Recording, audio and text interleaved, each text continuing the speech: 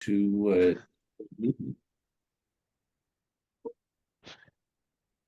Love it.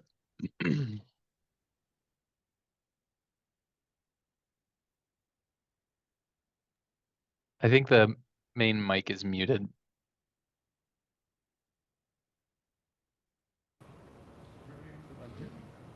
Do you want me to start again? That's okay, you can proceed. Okay. Let's get the meeting started, June 12th, and Silicon Valley Clean Energy Board of Directors. I'd like to call the meeting to order, and we will start with roll call. Andrea? Yes, thank you. Participating in person, we have alternate Director Carruthers. Present. Director Scozola. Here. Director Mohan. Here. Chair Walia. Here. Vice Chair Tyson. Here. Director Rennie. Here. Director Klein. Here. Director Meadows. Here. And joining us remotely, we have Director Makachuk. Present. Director Lee. Present. Alternate Director Armendariz. Present. Thank you, and I will note that we do have a quorum of our board present. Okay, thank you. With that, we are going to take public comment on non-agendized items. And I believe we have one member of the public here. Andrea, could you explain the process and call the person? I have a name of John McKenna, resident of Menlo Park. Yes, so during public comment, if anybody in the room would like to make one, we have these cards up front. If you wouldn't mind filling one out and putting it in the placard there, then I can collect and give it to our chair. Anyone joining remotely who would like to speak, please raise your virtual hand and you will be given 3 minutes during your allotted time to speak. So as the chair mentioned, we have our first public speaker, and that would be John McKenna. Andrea, very quick question as John walks up there. Have we lost Director Lee and Director Armendariz? No, they are present. They are just off camera. Okay, great. Thank you.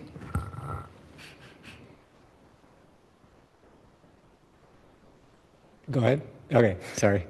Board members, council members, and supervisors, thank you for the opportunity to speak this evening, and thank you to each of you for your service to your communities and to Silicon Valley Clean Energy. My name is John McKenna, and I'm here to highlight the recent webinar, Code Red for Humanity, Clean Air, Healthy Bay Area, that was held on May 9th.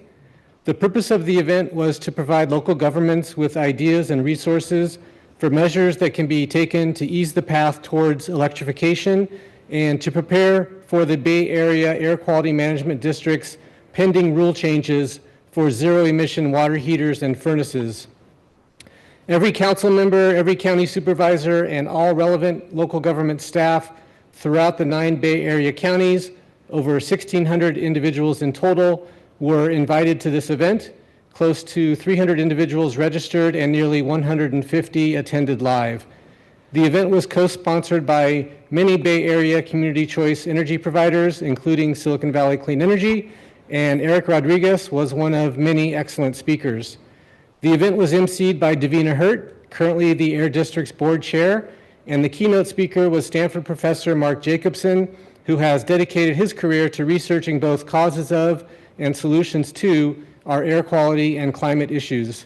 Topics discussed by the local government speakers included a variety of programs that are being implemented around the Bay Area to engage with residents and businesses, develop the electrification workforce, update zoning codes to ease electrification projects, waiving of permit fees for switching from gas equipment to electric, streamlining the permitting process, and avoiding unnecessary electrical panel upgrades.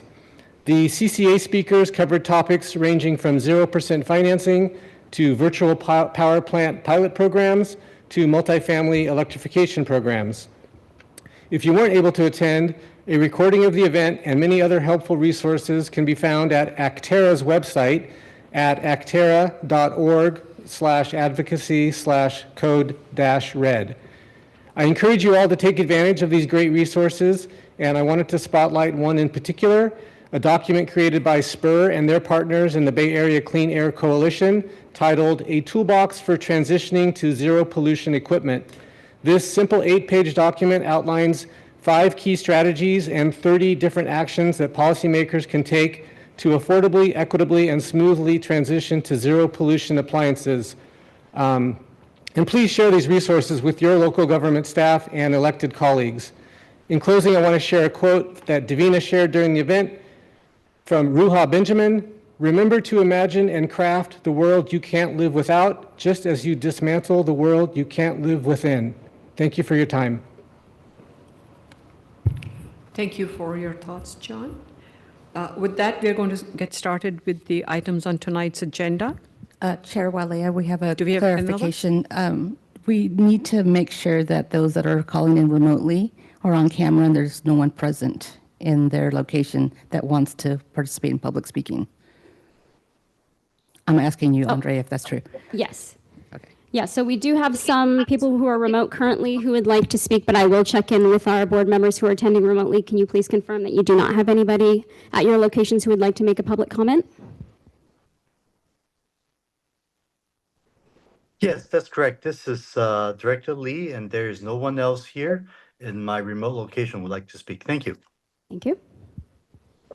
Okay. This is Brian Mekachuk. I'm attending remotely, and there is no one over the age of 18 that is in attendance with me. In fact, there's no one with me, and there is no one that wishes to speak. There's no one else in the room with me. Thank you. I see Director Showalter has also joined us remotely. Yes. Andre. Director Showalter, is anybody present in your location?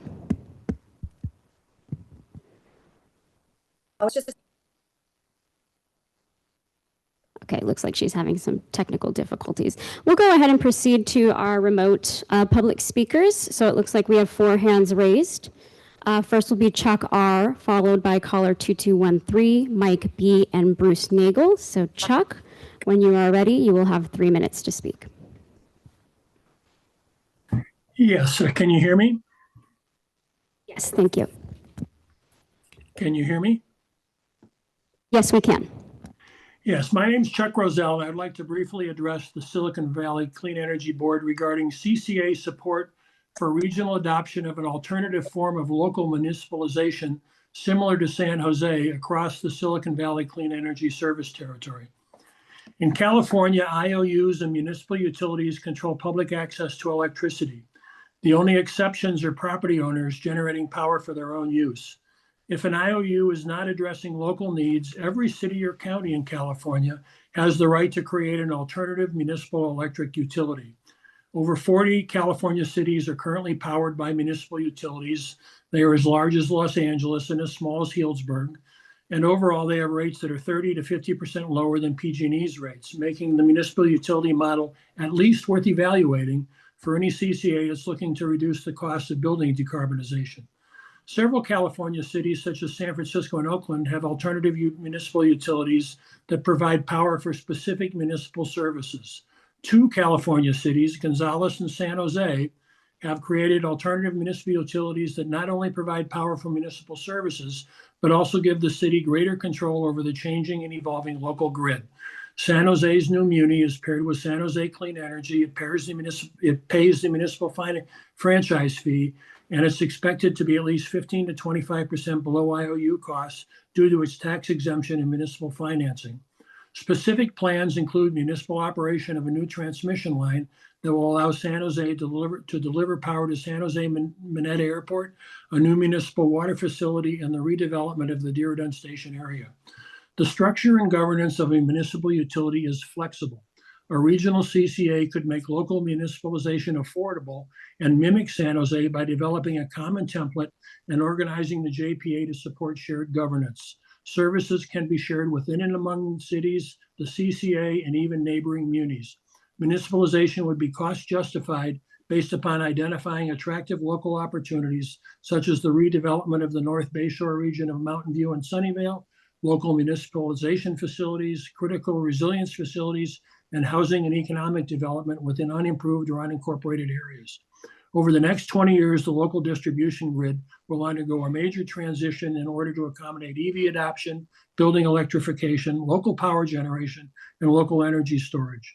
Alternative municipalization provides communities the tool they need to protect essential local priorities from the impact of a third party with compelling or competing self-interests. If there's interest in this topic, I'm available to discuss it in more detail. Thank you for your time. Okay, thank you, Chuck. Next, caller 2213. When you are ready, you will have 3 minutes to speak.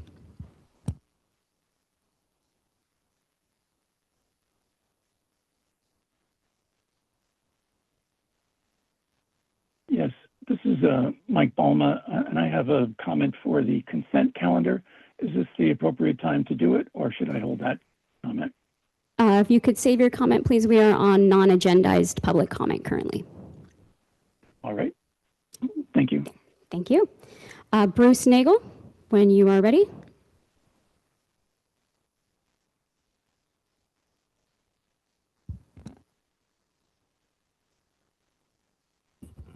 I wonder if that's also for an agendized item. Yeah, went to the same place that Mike Palmer was going to do it. Thank you. Thank you so much. And there are no additional hands raised to speak. Okay, thank you. So no more comments, remote or, of course, not in person for non-agendized? Just reconfirming, Andra, we have so many people in different locations. Correct. Okay, wonderful. Okay, so before we get started with the consent, I would like to mention, I don't know if I need a vote to change the order, but I am going to move item number 3 after we have a discussion on item numbers 4 and 5 because of the content of those 2 items. Do I need a motion, or we can just move forward with that change? I would just ask if there were any objections from members of the board. Anyone remotely, please raise your remote hand if you have an objection. I notice Director Chua has also joined us. Okay, so let's move on to the consent calendar item. We have 1A through 1K, and typically the consent items are taken in one motion and voted on together. Let's take public comment on this first.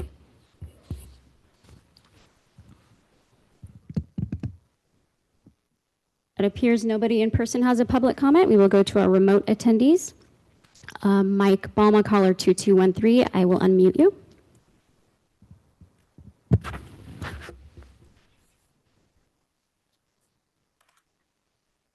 Whenever you're ready. Thank you. Thank you. My name is Mike Balma, and I'm on the board of Carbon Free Mountain View. And in regards to item 1G, in terms of the 4% discount to PG&E, I'd like to comment on that in that the original intent, and I was part of the push to get SVCE up, originally it was a 1% under PG&E, so we could say that we were less than PG&E. And the significance of this, I know we all want to have, provide discounts and savings to folks, but this relates to the later discussion about the reducing the power content label and increasing our emissions. And so I think we may have gone too far as SVCE in giving discounts if we can't afford to be clean anymore. So that's my comment, and I'll save the remainder for the discussion on the power content information.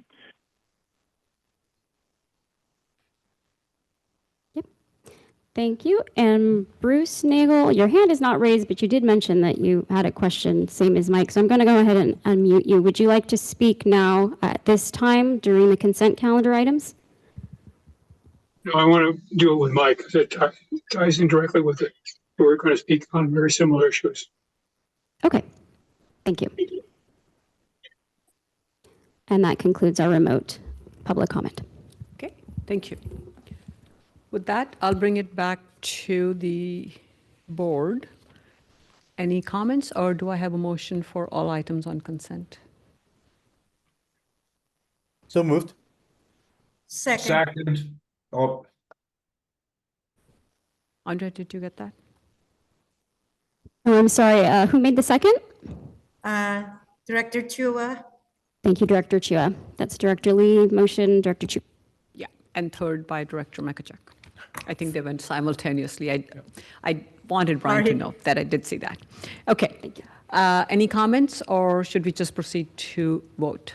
Andrea, let's have a roll call vote, please. Thank you. Chair Walia? Aye. Vice Chair Tyson? Yes. Director Scozola? Aye. Mohan? Aye. Meadows? Aye. Rennie? Aye. Carruthers? Yes. Klein? Aye. Chua? Aye. Mekachuk? Aye. Showalter? Aye. Armendariz? Armendariz, if you're there. Okay, we will skip you. Lee? Aye. Thank you, and that motion carries. Thank you. Let's move on to item number 2. That is the CEO's report. And we are going to have our CEO, Monica Padilla, presenting her report. She's going to introduce some new employees and share everything else with us. Okay, good evening, Chair Walea and directors. So we have quite a few announcements to make tonight on some new employees. Very excited to be the one to introduce them to the board. But before I go there, I just want to make sure that everybody read the CEO report, and that if you have any questions, I welcome all questions, and hopefully we can answer some stuff. But for now, we're going to go to new employees. We'll start off with Simone Steiner. He is our new wholesale energy market planner, and he will be reporting to Chris Van Vector, who is the Director of Power Resources. Simon, if you wouldn't mind, or Simone, sorry, if you wouldn't mind coming up and saying a few words. Hello, good evening. Yeah, my name is Simon, or in German Simon Steiner, and I just started last week as a new wholesale energy market planner, reporting to Chris Van Vector and the PRO team. And yeah, I'm excited to start working for SVCE.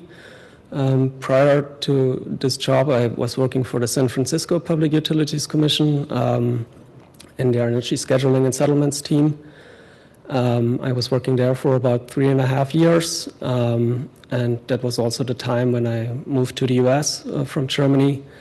So before that, I was working for German transmission system operator Transnet BW. It's kind of a similar entity like an ISO here in the US, and I was working in the renewable energies department, where I was mainly responsible transacting renewable energies with counterparties like the local utilities that were operating in their balancing authority area. Yeah, outside of work, I live in the Sunset District in San Francisco together with my wife. She's from the Bay Area, and I very much enjoy the Bay Area in general, and in particular living in San Francisco. I often go on runs in the Golden Gate Park or play in a local soccer pickup. Or if I really want to get outside of the city, go towards the Marin Headlands for trail runs and such. So yeah, I'm excited for this opportunity, and thank you for being invited and for meeting you. Thank you. Great. Our next new employee, his name is Colton Heath. He is an energy trading planner, also within the Power Resources Group, but he will be reporting to Britta Bradshaw. Colton?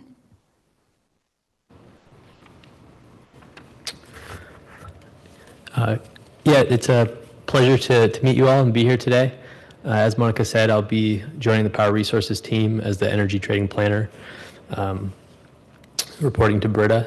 Previously, I worked at Southern California Edison with their energy trading team, and prior to that, I worked for Puget Sound Energy up in the Pacific Northwest, also in energy trading and scheduling function, and then prior to that, another kind of energy marketer, the Energy Authority, is where I started, also in the Bellevue area up in Washington State, which is where I'm from originally. I went to school up there as well.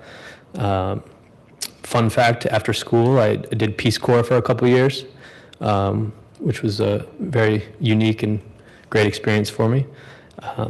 And yeah, I'm excited to bring value to SVCE and help the trading team get, become compliant and find affordable products out there for us. So, thank you. Great. Hopefully he can help us with item number, used to be 3 now. Okay, our next new employee is actually an intern. Her name is Rebecca Dawson. She is our decarb data analyst intern working on the DP or the decarb programs and policy team with Sangeeta. So Rebecca? Oh, I think Rebecca's remote, right? Correct, she's remote. Hello. We can hear you. Hi. Sorry. Hi, I'm Rebecca.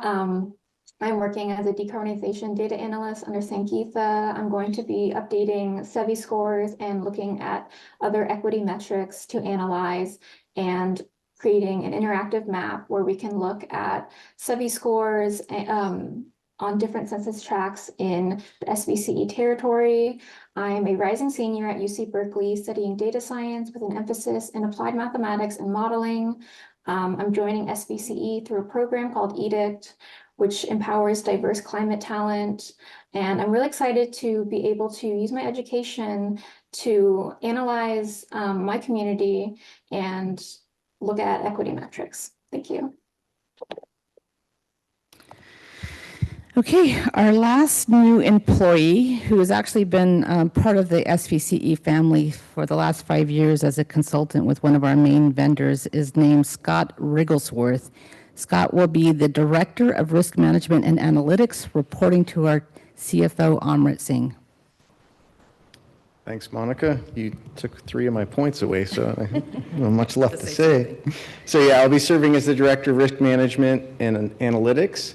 I previously spent 17 years working for the Dayton Power and Light Company and the AES Corporation in Ohio.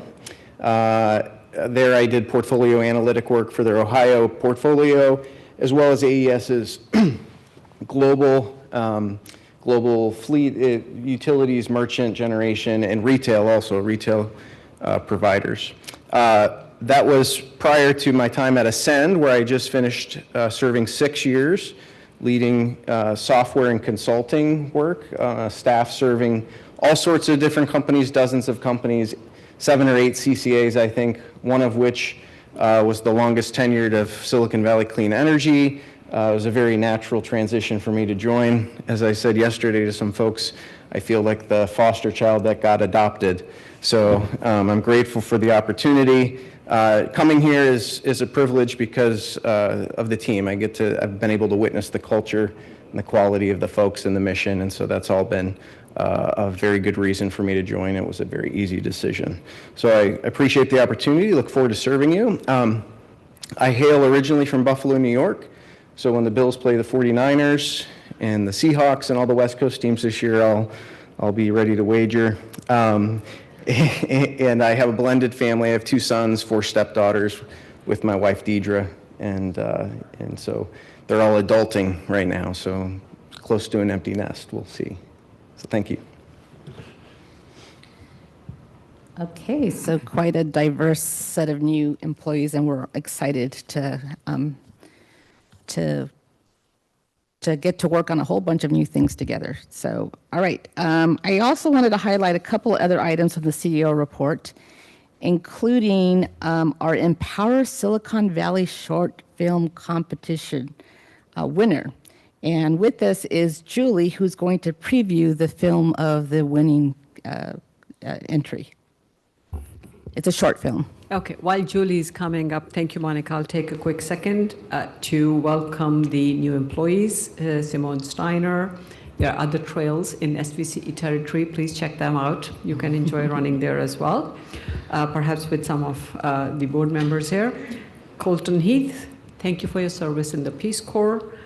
Deeply appreciate Rebecca Dawson. What can I say, UC Berkeley? I'm not from there, but we have a professor sitting right next to me. So it's great. And Scott Rigglesworth, we are all part of SVCE. Nobody is a foster child here. We are all part of this family. Thank you, and welcome to all 4 of you to be part of SVCE team. Julie, please go ahead. All right, thank you so much. My name is Julie Miller. I'm the Community Outreach Fellow, and the goal of my fellowship has been to expand and improve our educational opportunities for students to engage with clean energy projects and climate solutions. That's taken place mainly with two projects, one of which is the Education Fund. This project this year sponsored 12 student groups from 6 different communities, including Campbell, Cupertino, Los Gatos, Morgan Hill, Saratoga, and Sunnyvale. Crushed it. And then we've spent a grand total of $71,000 in grant funding. The second program is the Empower Silicon Valley Student Short Film Competition. This program was able to award 9 middle and high school students a grand total of $18,000. And to give something a little bit different, I'd like to show the one winner's submission. This is Jeremy Brosnan's submission, a high school student from St. Francis High School. So please enjoy.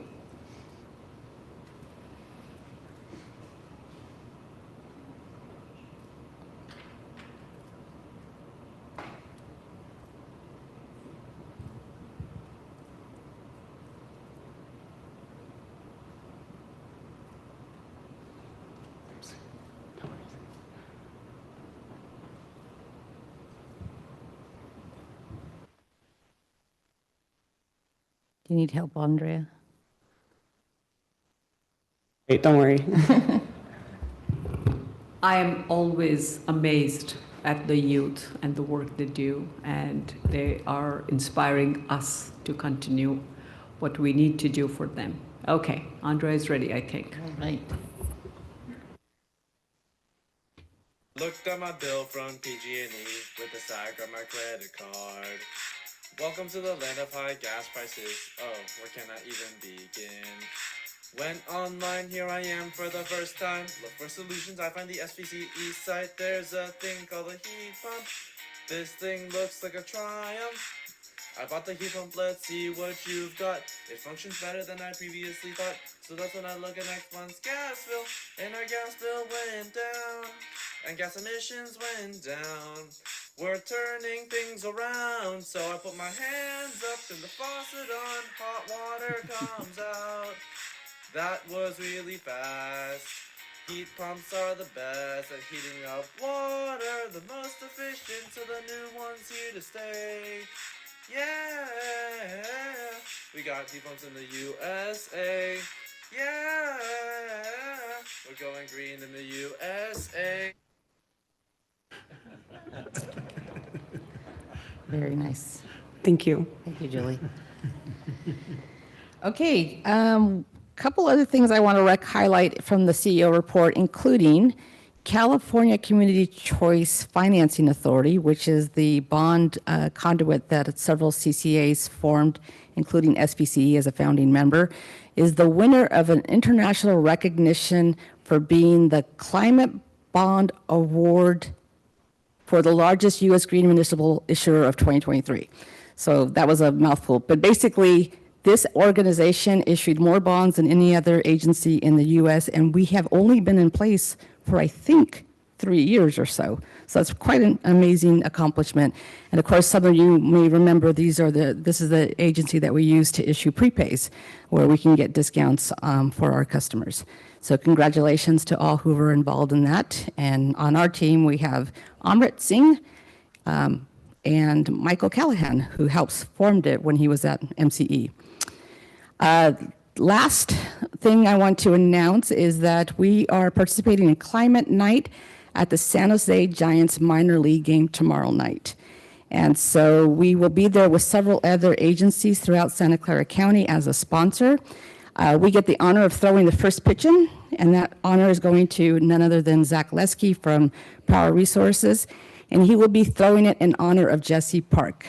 So that is one of our ways that we are recognizing an employee of ours. With that, I have no other highlights from the CEO report.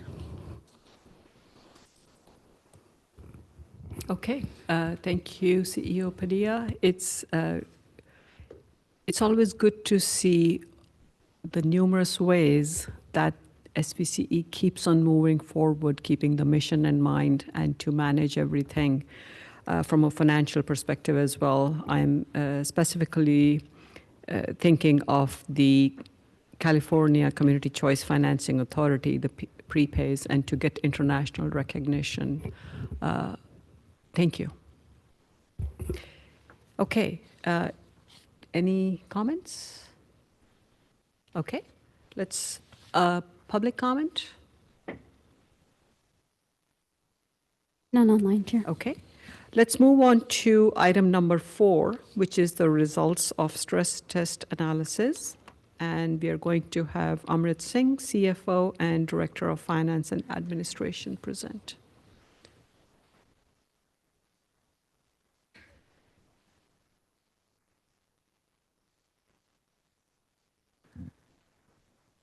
Okay, can you hear me? Good evening, directors. So I'm going to present the stress test analysis. This is the 3rd year we've done the analysis. The idea is we do these analysis so we can have actually a little bit less stress as we plan for these contingencies or so-called black swan events. So what I have in terms of contents is to present the findings of the stress test analysis. And briefly, I'm going to go through these slides fairly quickly because we have a packed agenda, but please feel free to interrupt me anytime you have questions. I'm going to do a very brief overview of the ERM, Enterprise Risk Management Framework, of which stress test is a part of. I'll talk about this year's construction of stress tests and how we use the stress test to basically plan for the reserves that our target reserve levels. And then also this year, what we've done is we've talked about longer-term uncertainty due to load growth. As you remember, we come each time to present the budget, we talk about load, and we say, don't worry, load really doesn't change much year to year. Usually it's weather-driven, but over long term, we know that's not going to be the case, and it's going to be unlike the past. So we're going to talk a little bit about at least at a principled basis, load growth uncertainty and how we manage that risk. And then we'll talk about the next steps. Okay, so brief recap of the Enterprise Risk Management Framework. If you remember, this is, as an organization, we comprehensively look at all the risks and opportunities that we can face that can affect our mission. The structure of that is we record this risk in the risk register. We have a risk matrix where we assess the likelihood and the consequence of risks and opportunities. And then the stress test is an important component of this ERM framework where we basically look at some of this risk and how they're interrelated. And if they were to form somewhat of a perfect storm, what could that mean? And we should be prepared for those kind of storms. And these are storms that in our career we have experienced in dealing with commodity portfolios. And if you remember not so long ago, Silicon Valley Bank, one of the failures was their failure to do a stress test analysis where they did not assess the impacts of rising interest rates on their portfolio. So for us, we deal with a very volatile commodity, the energy prices, which is extremely volatile, and we want to make sure that we are financially prepared as an organization. And this year's stress test, basically we're building off of the previous stress test analysis we've done. Previous stress test analysis has basically informed us that the most significant financial risk we face in the near term, looking at the next 5 years, is basically a collapse in market prices. Not an increase in prices, because you know how PCIA impacts. When prices come down, PCIA goes down, PG&E's PCIA goes up, PG&E's generation rate comes down.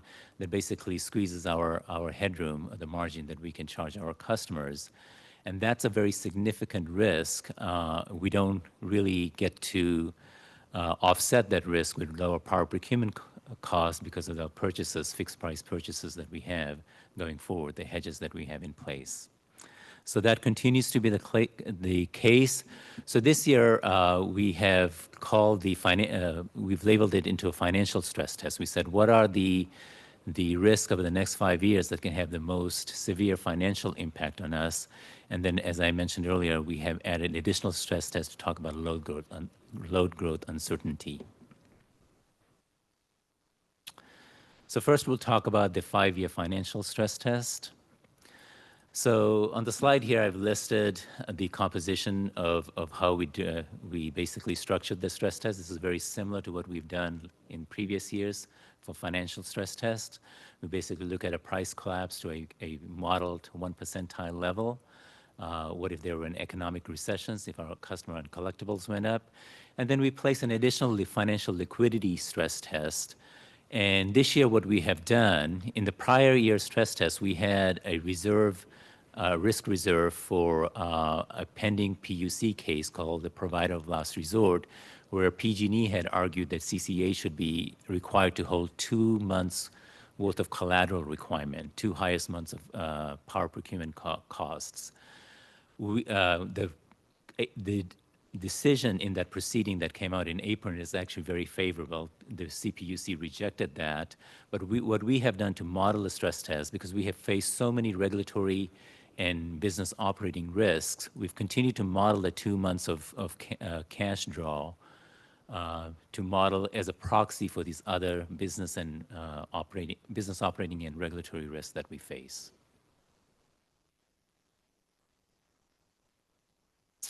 Okay, so continuing with the way we've designed our reserve planning, we look at the stress test analysis and we want to make sure that over the next 2 years, if the model stress test scenario were to occur, our reserve levels do not fall below 120 days of cash on hand. And then we also set the upper reserve target such that over the 5 years, the reserve levels do not drop below 90 days of cash on hand. And then also we take on considerations of feedback that we get from the credit rating agencies, where in the past, and in actually very recently we met with Moody's, they reiterated that holding 300 days of cash on hand is a very credit positive requirement that they look at for CCAs such as us. So this year's financial stress test, the background information, energy prices are very volatile. And I want to talk about this element that we have additional uncertainty than we've had in the past. So first, let me talk about energy prices. The forward energy prices, and what do I mean by forward energy prices? So these are prices that are traded in the forward market. So if I want to buy electricity for January of 2025, there's a fairly liquid market out there that I can look at and say what the price for energy to be delivered in January 2025 is. But then there are these other traded products like resource adequacy, RA, carbon-free attributes, or subject of the next agenda item, and renewable portfolio standard, RPS prices. They are also extremely volatile, much so than they have been in recent past. And prices for these products have gone through the roof. Now, when it comes to what the PCIA will be, what PG&E's generation rates will be, the rates that CPUC will set in December for PG&E, including the PCIA, there's something called the market price benchmark. And we've talked about this last year too. Market price benchmark is used in computing the PCIA, and for energy prices, the PUC uses the liquid forward prices. It's liquid, transparent on the market, and any given point in time, you know what the energy is trading at. Well, RA and RPS prices, there's not a fairly well-developed liquid market. So what the CPUC does is basically looks at what market participants have transacted in, the recent transactions. It can look back 21 months back for setting the price for 2024 prices, and then look back over to 12 months to set for 2025 prices. So we don't have a good way of knowing what the CPUC will publish, but what we do know is that the prices that we are paying and the prices that we are seeing in the market are very high. They're almost more than doubled the recent prices that we've seen in the marketplace. So this makes our revenue forecast very, very difficult. If you remember last year's budget, we came before the board and we said, we talked about the same uncertainty. And at that time, in September, when we brought the budget to the board, we said we're going to have a very, the revenue projections are very uncertain, but using a conservative measure, which is not knowing what the market price benchmark is, using what some of the consultants are using and what the prior year's MPV prices that the CPUC had set, we came up with a projection of somewhere around $7 to $8 million contribution to our reserves. And we said there's the volatility, there's a likelihood that the numbers could swing by 100 million. And the numbers we were presenting were conservative. And sure enough, when December came, the CPUC did issue its market price benchmark, and those MPV prices were much higher than what we had modeled, and that, for the most part, increased our budget projections by 120 million. And that's why we do the December refresh, because of this huge uncertainty. Well, this uncertainty is still with us. So this year, for example, when we look at some of the range of prices, you can see there's about more than $200 million variability in revenue forecast. And so if we use the consultants' prices, which is largely based on last year's market price benchmarks, our revenues could be as low as 385 million projected for next year, next fiscal year. If we use the incremental market prices that we're seeing for these attributes, it could be as high as 600 million. Now, we don't know to what extent MPV will reflect the incremental market prices, or there will be probably, it will probably be somewhere in the middle of these two ranges. So we took a middle scenario, which was based at the adjustment we saw at the last year's MPV prices, and that's how we came up with the 400 million. So the main point here is there's a huge deal of uncertainty with this market price benchmark that will be issued by CPUC, that makes financial projections very, very volatile right now. So for the base case, given that this is a stress test scenario, we use the lower end of the revenue projections. And I'll talk more about this also in the next presentation, next item, where we'll talk about the budget framework. Using this, we can say we're forecasting, our forecast looks fairly good. Our reserves, we're projecting we would end the current fiscal year with 420 million in reserve, and the current fiscal year, at the end of the current fiscal year, at the end of the current fiscal year to 360 million, for next fiscal year 24-25, to end at 368 million. And then revenue kind of goes up and down, and I have the actual numbers in the appendix, ending at the 5-year period at 360 million level of net reserves. And there's a lot of caveats that I've listed here. On the stress case, so if the model stress scenario were to occur, in other words, prices were to collapse to the 1 percentile level, so this is the model forward prices, and then our best judgment of what a low scenario would look like for RA and RPS prices, there could be a draw of $240 million at the end of fiscal year 2025, which is starts from October of 2024 and ends in September of 2025, a drawdown of 181 million. So if this stress scenario were to occur, and again, the way we describe the stress scenarios are these are extreme but plausible scenarios. And we have seen these happen, and there's a slide in the appendix that shows the volatility of energy prices historically. And during the financial crisis, for example, over a period of 3 months, we had something like 70% drop in market prices. So these are not unheard of scenarios. They're very plausible and something that we should be prepared for. So if this were to occur, we're not saying we don't have the crystal ball. We don't know if it's going to occur or when it's going to occur. But you can, within within the next 5 years, it's very likely it will occur, because the prices go up. In fact, the forward energy prices have come down significantly, and you can look at the appendix. We show how the prices have trended. You can see the forward energy prices have come down significantly, but the RA and RPS prices are very high. And that can, again, that's what could save us in our revenue projections to the extent they're reflected in CPUC's market price benchmark. Okay, so the stress test, if they were to occur, you can see that we will fall, as the numbers here show, starting in fiscal year 2026 out to 2029, we would, days cash on hand would go below 120, and in year 2029, we would actually run out of money. That's what the analysis shows.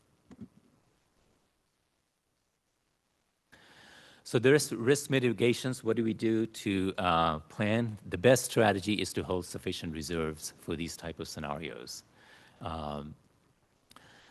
And similar to last year, what we will do is we will, when we present the budget, we will update these stress scenarios to say, well, what level of reserves we should be holding, and therefore update our reserve policies. If I were to update based on the analysis today, it shows that our target reserve would be roughly where it is, from 300 to 315 days. Upper target would drop from 400 to 490 to 420. So relatively close to where our current levels are. Again, we will update these numbers using the same set of prices that we used to set the fiscal year budget to do the stress test, and then we will recommend to the board in August when we come back what our updated reserve policy should be. Okay? So that's the financial stress test. Now I'm going to talk about the long-term load uncertainty.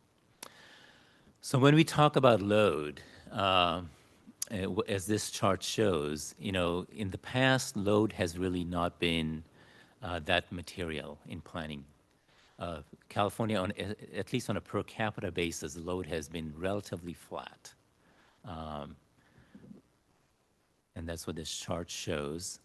But we know the future is highly uncertain. So here what we've done, and this is basically building off of the presentation that Maren and Jessica made to the board in April meeting, where, if you remember, they walked us through how we do the load forecast, and they talked about the base case load forecast. So here what we're doing, Maren and Jessica has put together load uncertainties, looking at the base case load forecast and how some of these load modifiers that they explained, like adoption of electric vehicles, building electrification, data center load, mainly driven by AI, how there certain scenarios around these sensitivities and how a load can vary. So we put together these scenarios, and there's detailed description of these scenarios in the staff report. You can see that you know, load growth on a cumulative basis can vary significantly. Base case increasing by 46% going out to year 2050. On a high load scenario, it can be 86%, and on a low load scenario, it can be 21%. So the question then is, how do we basically manage this uncertainty, and what are we doing? What's our current strategy, and how do we plan going forward to manage this uncertainty? And this matrix that Jessica and Maren put together basically shows in detail what some of the assumptions are for each of these load modifiers. You can see the IGF is the income graduated fixed charge scenario. So that's where there's a fixed charge, and the volumetric rate comes down, so that allows for more EV penetration, allows for more electrification. Low load scenario, for example, we assume there's DA opens, we lose some load to DA, and some of these other measures, adoption of EV scales down, and some of our building electrification scales down as well. So these are sort of range of scenarios that we looked at. Okay, so what does this mean in terms of our portfolio management risks, right? So this is a matrix here we're talking about at a strategic level. And what this matrix shows on the vertical axis is what if the load, if the base case load scenario were to prevail, if a high load scenario were to prevail, or if a low load scenario were to prevail. And then on the horizontal dimension, we show if those, what are the prices? What if the future prices were higher than what they are today? What if they were lower than they are today? So we plan for a base case, and as this matrix shows, there's no such thing as a risk-free scenario where you can completely get rid of risk. What our aim is to basically manage the risk, hedge the risk, and what that means is with the distribution of outcomes, we narrow the distribution. We can't guarantee that it's a lower cost strategy, but it's a risk management strategy. We're basically narrowing the distribution. So when we manage the base case, and let's say we manage the base case, and the base case scenario were to occur, and future prices were higher, we sort of have a regret or an opportunity cost. At that point, we'll say, darn, I wish we had hedged more, because now prices are higher. Likewise, if the prices were lower, we have regret because we said, I wish we hadn't hedged as much. We could have now bought at a lower cost, right? So that's the hedging scenario. That's if we're planning to base case. Now, what if we plan to the base case and a high load scenario comes in, the high load scenario that we showed you? Then, and if the prices are higher, then you can say, well, we could be uncompetitive. Let's say our competitors hedged more of their load, right? We, at that point, our costs could be higher because now we're buying more energy in the open market at higher prices. And we also may have difficulty in sourcing these resources, so we may face compliance penalties.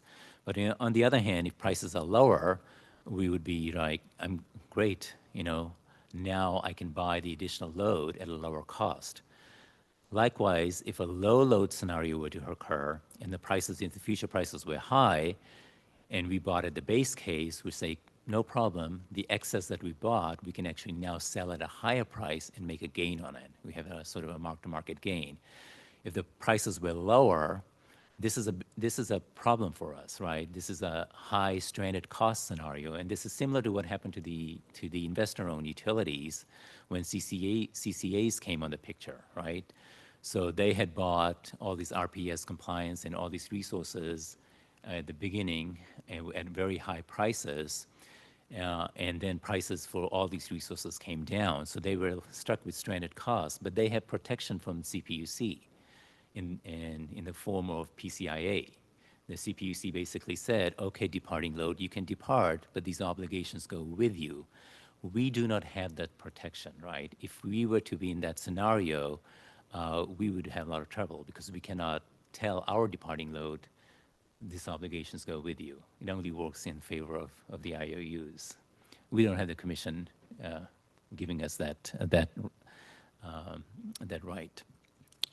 So you can see this is sort of the risk that we face in load uncertainty and price uncertainty layered together. And the diagrams here, the colors are by choice. You can see, even the base case. You can also think of this if you had a hedged portfolio versus an unhedged portfolio. Unhedged portfolio, you can do really well, or you can do really, really poorly and be out of business. In the hedge case, you're never a winner and never a loser.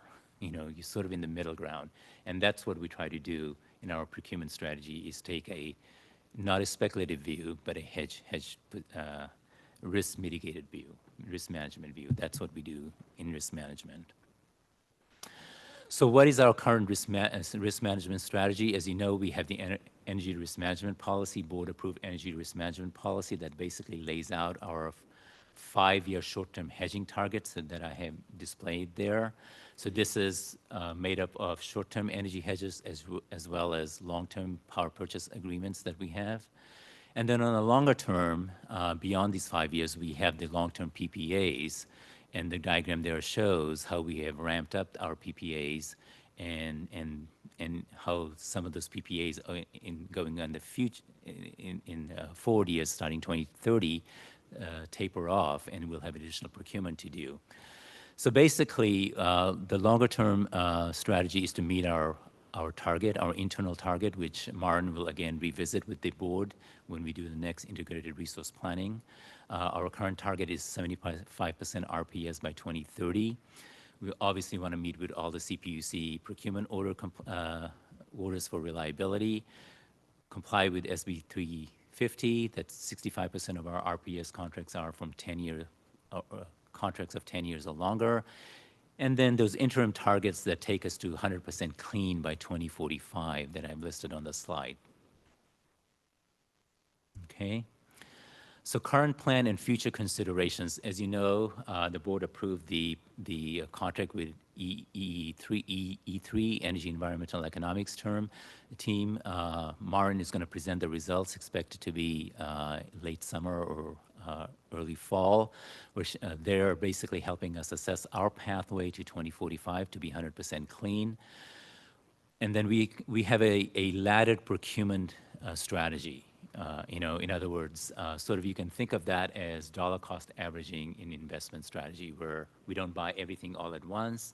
We sort of buy over time so we can take advantage of, for example, advances in technology. As new technology emerges that can be cheaper, so we can take advantage of it. At the same time, we lock in some resources so that if prices were to go up, we can benefit from having hedged or locked those resources. We're also working with CCC Power, basically looking at the economics and risk of direct ownerships to further diversify PPA risk and take advantage of the IRA tax benefits. And then one thing we have talked to the board before, and now we want to make additional analysis, now that we have a director of risk management with us, which is to basically relook at our hedging strategy. We know that PCIA and the way we set our rates relative to PG&E generation rate basically provides some inherent hedging to us, right? Because we know we can we know that if prices were to come down, or if prices were to go up, PCIA will come down. So we can hedge less because that risk will offset our power procurement risks. The cash flows are delayed, but still there's a natural hedge there. So we want to basically take that, do the analytics there. It's unfortunately the PCIA portfolio is a black box to us. We have to use the publicly available data. This is something that's not right, but that's what the environment we live in. The PUC is basically telling us this is your portfolio position, but you get to be in the dark in making decisions on your behalf, where PG&E has full access to full portfolio data. But nevertheless, we can make some assumptions as to how much of a hedging impact we get from these from PCIA, and basically reduce the amount of our hedges. So this is a lot of analysis we'll be doing, and we'll be presenting the results of that to the board, and likely revising our 5-year hedging targets. Okay, and that I think is what I had. Next steps again is we will use the results of the financial stress test to basically revisit the targets for our reserve policy, which we will present along with the budget at the August meeting to the board. Okay, that's all I had. Any questions on this? Amrit, thank you for walking us through that, another very key piece of how SVCE functions. And as always, you've done a great job. Thank you for simplifying it for all of us. Questions? Director Rennie. Could you go back to slide 16? When I look at that, it seems to me the red is more likely to occur than the green, because there's correlation between a high load and a high price, right? If load is high, say because of weather, it's going to catch the grid unprepared to some extent, and prices are going to go up. To have the green have a low load and high prices is almost a reverse correlation that seems less likely to occur. So it says to me you want to skew towards more hedging because the red is more likely to occur than the green. that's a complicated question. We actually take into account the correlation between load and prices. So when we model the distribution of our portfolio costs, the correlations between load, prices between different tenors, different commodities, we have some other exposures, weather, all of these stochastic variables we basically model in our portfolio, including the correlations among them to basically come up with the distribution. And then from that, you're talking about revisiting our hedging, which is a fairly simple hedge ladder now, but you're going to take a much more complicated look that will then move the needle more on where we should hedge is what we're looking for in the future? Yeah, so if you think about it, if you look at the way our stress tests have been done, if you look at our performance, right, every time prices have gone up, we have done well, as have other CCAs. So next step is to sit back and say, prices goes up, we CCAs do well. Well, in financial terms, that means we are net long, right? In other words, not on a physical basis, but on a financial equivalent basis, our financial exposure is net long, which is not a hedge position. Hedge position would be you're neither long nor short, right? You're neutral. So on a financial basis, we are net long, which means when prices go up, we benefit because now we can sell that excess that we have on a financial equivalent basis. That's why, as the stress test scenario shows us, when prices come down, that's when we face the financial stress, which is another way of saying we're net long. So what we want to do with the analysis is say, how can we get closer to that neutral level so that our risk is lower? Now, for the most part, since we have existed, prices have been trending up, and we have done well as a result of that. And we will do some analysis to show what the impact would have been, but my gut says that had we done the hedging the accounting for PCIA, you probably would not have done as well. But that's not a risk, not because of good risk management, it's just the way the market turned out while our position was net long. But from a risk perspective, we should have been more neutral, right? But what if in the future the prices start coming down and on a sustained basis have a downward trend and we are net long, then we're not in a hedge position, then we'll have a lot of financial distress. And that's what the stress test is showing. If prices were to collapse, we have a substantial draw on our reserves. And that's part of the reasons why we need to hold a good size reserve. But it still seems to me we don't want to necessarily be neutral. You're calling it neutral, maybe less long. Yes. But currently, if we look into the future, there's still factors there's more factors towards prices going up, or at least not going down, because you've got AI, you've got all these social programs effectively to increase electrification here and electrification there and so forth. So unless we have some catastrophic event, it seems like we shouldn't be really at neutral risk. We probably should be maybe less long, but still long in your terms. Yeah, we will probably not. We'll have a lot of uncertainty. We have a lot of uncertainty around PCIA, so we will take that into account. We probably are not going to take too much into account, but again, that's a decision for the board to make. We don't speculate on the direction of prices. For the most part, we take the view the market price is what the market price is. We think when people trade energy on a forward basis, that there's a discovery of prices. We don't want to speculate too much, but if the board feels a certain direction, that certainly the board can provide that input.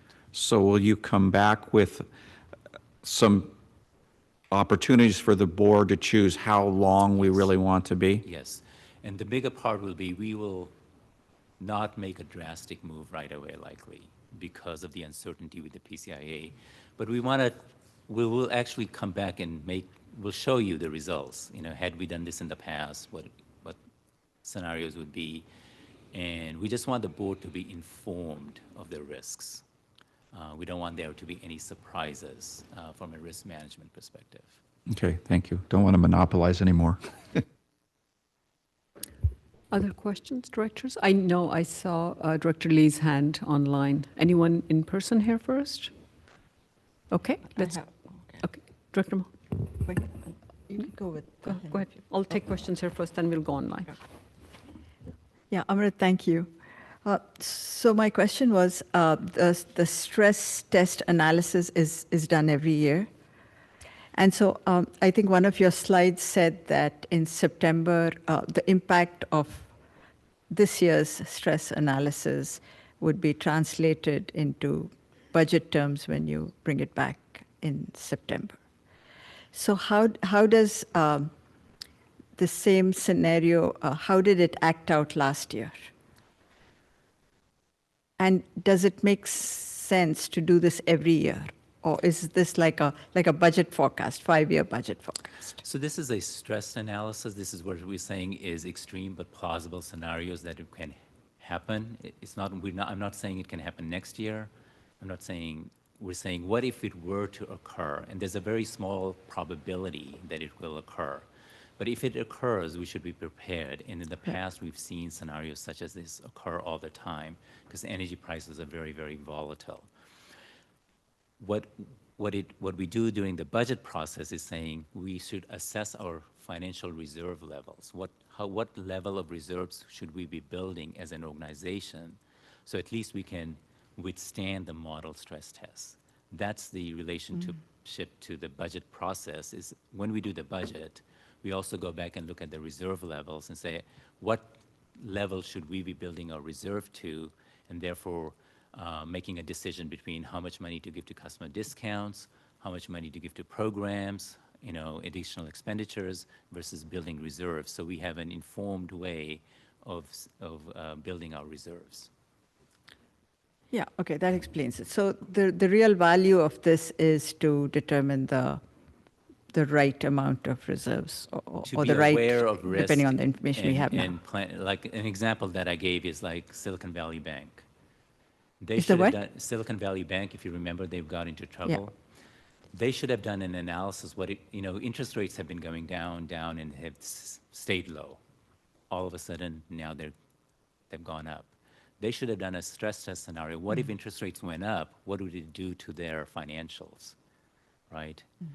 That was a big failure. And banks are required actually to do these analysis. For us, we deal with a very volatile commodity. Energy prices, much more volatile than even interest rates. So it's very prudent for us.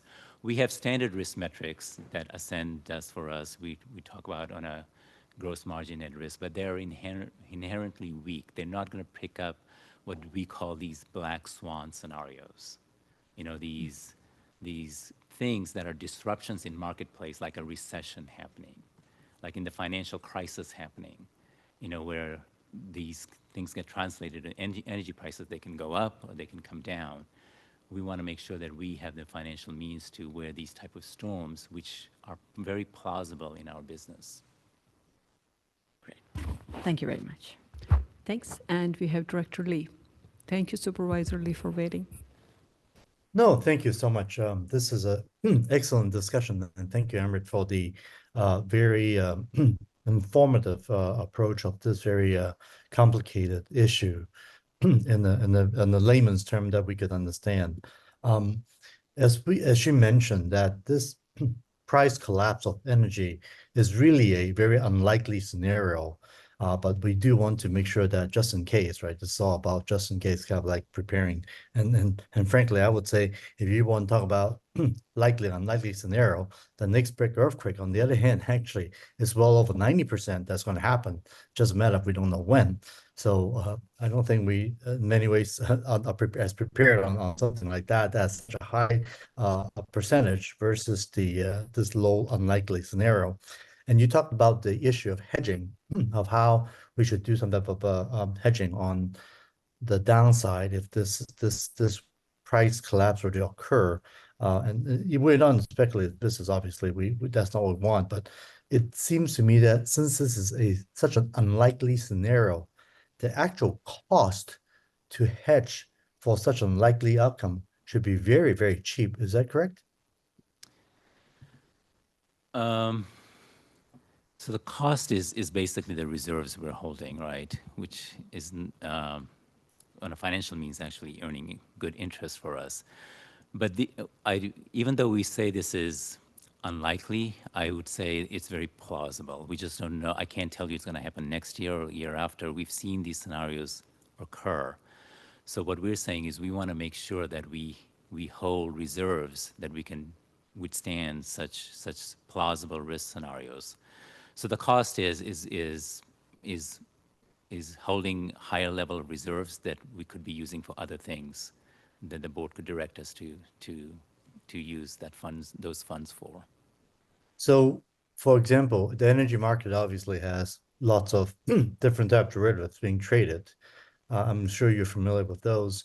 Whether we talk about like out of money put options on energy prices, for example, are those the type of hedging? Because when people talk about hedging like stocks and whatnot, that's what I'm thinking about hedging is, and you're talking about just a reserve. Do we at all participate in those type of hedging as well? Because like I said, if it's that unlikely, the cost of it should be fairly cheap.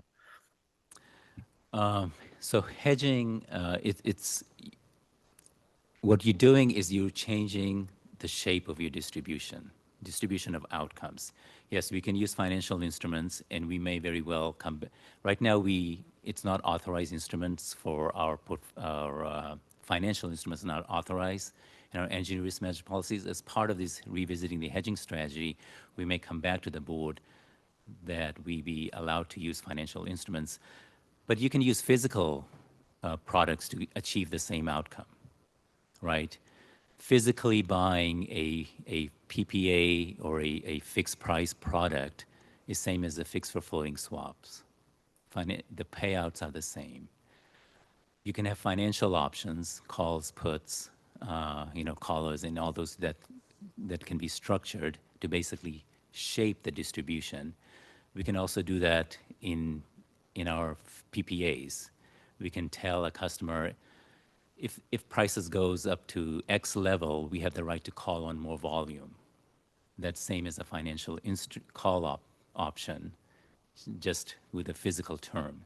Financial just means it's more liquid. It settles off of a financially traded,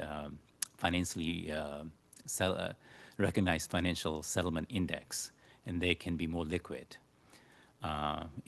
So we may need to go to that route to manage some of our risks, because even though we talked about hedging, reducing our hedging, on a physical basis, we will probably continue to buy long energy as we've been buying, because one, there may be regulatory mandates. We have the SB, the SB 350. We have RPS requirements.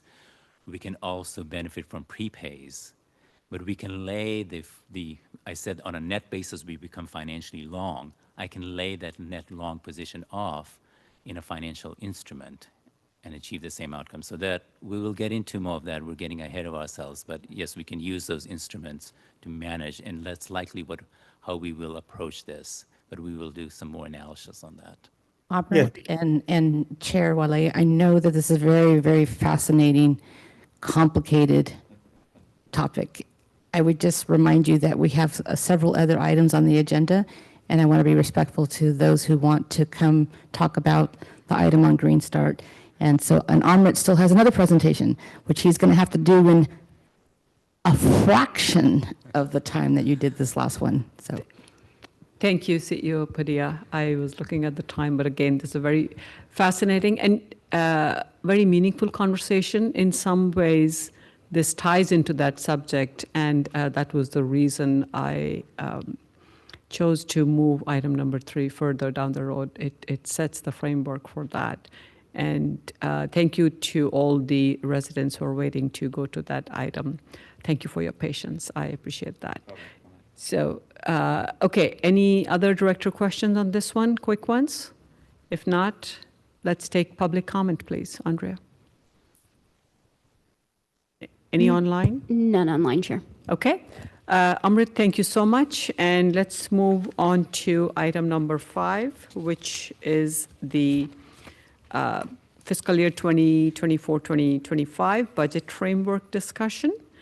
And Okay, the budget floor is yours. Sorry, the budget framework in a fraction of a second. Okay, so this is a high-level, basically, framework discussion that I'm going to have, how we're going to set the next fiscal year budget. Just going to talk about some of the drivers, and some of that relates to the previous discussion, so we can skip through those items. But the next time we will meet, there's no board meeting in July. Next time we'll meet in August, and at that point I will have a draft budget for the board, and this timeline shows that. So in August, we'll come back with a draft budget. At that point, we want the board to review the budget and the reserve target levels, so that when we meet and take the feedback that the board will give us, and then when we meet in September 11, we can have a brief conversation about the budget, and the board is ready to approve the budget, so that when we start our fiscal year in October, we have an approved budget. Okay. So the key uncertainty, again, this shows the current rates. You can see, the rates that are in place in 2024. You can see our rates will be dropping in July, along with PG&E's drop that was anticipated when we set the budget. The big issue is the revenue uncertainty, and the drivers of the revenue uncertainty I talked about in the previous discussion, which is the market price benchmark. PG&E came up with a preliminary forecast of 2025 rates in May, and I'll talk about that briefly as well. So here, this basically relates to the same analysis I went through in the stress test analysis, where I showed you the revenue variability from 385 million to 600 million, to 215 million or so variability, depending on how the market price benchmarks will come up. You can see how the rates are impacted. If they were to, on the very high case, if market bench prices were to reflect the incremental RA and RPS prices, we can see the PCIA going negative.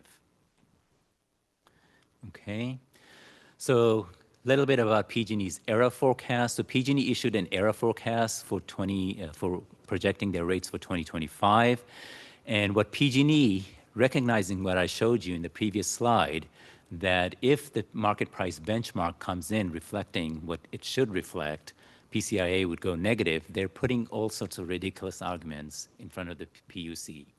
They're saying PUC, because of lots of happening in the RA market and the workings of the RA market, don't use if the new market price benchmark you're going to come up with is higher than last year's, don't use use the lower one. Use it if it's lower than last year's, otherwise use last year's. It's a very ridiculous argument, even when you read their testimony. We're working with Cal CCA to form our arguments against that, to make sure that CPUC carries forward with its MPV. But this is another uncertainty, and PG&E knows how big that MPV is for the reasons I just told you. In our projections, it can swing revenues almost 200 million. So the rates are the rates, projected rates that PG&E is showing. Using their rates based on last year's MPV prices, our revenues would be somewhere in the middle of that 385 to 600 range, ranging from the 420 to 440 million. That will likely result in a slightly positive, but if the lower end that I presented, the 385 scenario, were to occur, we will likely have a negative contribution to reserves next year. We will be drawing on our reserves, basically, if that scenario were to prevail. We hope that will not the case, and the CPUC will reflect the market price benchmarks as it should. But there's a lot of issues going on here that we're working to make sure we can rebut PG&E's ridiculous arguments here. I'm going to skip the reserve targets. Again, so the big decisions for the board is again, the balancing act that the board does. How much to give to customer discount, how much to build reserves, to model the uncertainties we talked about in the stress test, how much further to fund programs and basically our decarbonization mission. So this, similar to last year, we're going to ask the board wait till December when the MPV prices are known and we have more certainty on PCIA and PG&E's rates. So we'll use the same process we used for the last couple of years. We'll come up with a preliminary budget for the for adoption in September. We're going to assume a 1% discount starting in 2025. We're going to assume 4% discount continues for this fiscal, for the rest of this calendar year, which would be October to December of the new fiscal year. And for 2025, we'll assume a 1% discount, but then in December, like last year, that's when we'll ask the board to make this balancing act, when we'll have a better picture of our financial outlook, when the MPV prices are known and we have more certainty on what the PCIA will look like and PG&E's rates will look like. So big issue is power supply, which is the biggest part of our portfolio. It's 90% of our expenses. Okay, there's no bigger expense in our portfolio. That's where a lot of the volatility is. The big issue is record high prices in RA, RPS, and carbon-free attributes. Carbon-free attributes are a very scarce resource. This is the subject of discussion at the next agenda item, and we're asking the board to make some tough decisions because we need those decisions to set the budget for next year. And so that Chris will go into details of what the scarcity we're facing in this market and basically ability to meet our 100% clean target because of the constraints we're seeing in the marketplace. The other costs, the staffing cost and operations, the staffing level, where we added a lot of positions last year. We don't expect to grow too much. Currently, we're anticipating, we haven't finalized our headcount projections yet. We're still in the process of pulling the plans together for the budget. Looking right now, we're thinking at least 4 headcounts, 2 in our decarbonization area, 1 in risk management, 1 in power procurement. For cost of living adjustment and adjusting employee salaries, we want to continue with the approach we've used the last few years, which is look at the Bay Area cost of CPI and use a 6-month rolling average, which currently it would be at 2.9%. And on top of that, discretion for the CEO to award 3% merit. All of these raises are at the CEO's discretion based on some of the criteria that I've listed there on the slide. Okay, so next steps, again, next time we will meet in August, I will have the budget. I will use the assumptions that I've shared with the board here today. Based on that, we will develop the budgets. And again, the big uncertainty is the PCIA and rates, depending on how MPVs come out. And that will be, so we'll make the big decisions of how to allocate funding in between discounts, programs, and reserve building at the December meeting. And that concludes my presentation. Thank you, Amrit. I'm going to take public comment on this first before I bring it back to the board. Hands raised, Chair. Okay, thank you. I close public comment with that. This is an item for discussion and to get high-level feedback. So any board questions, clarifications, any high-level feedback, if you can roll it all together in the interest of time.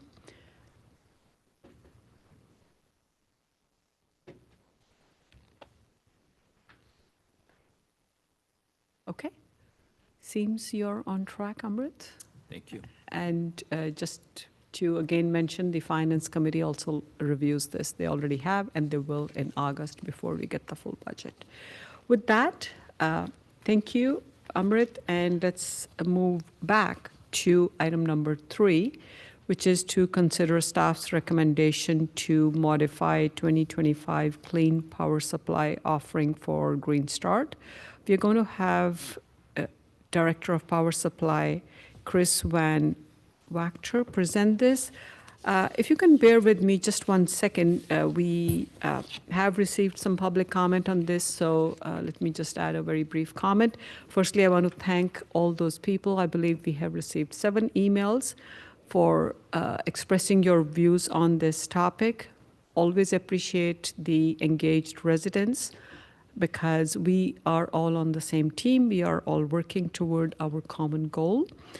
And in this situation, in this item, the staff is basically asking the board, given the current market conditions, that they need to plan and set the budget that Amrit was just talking about for fiscal year 24-25.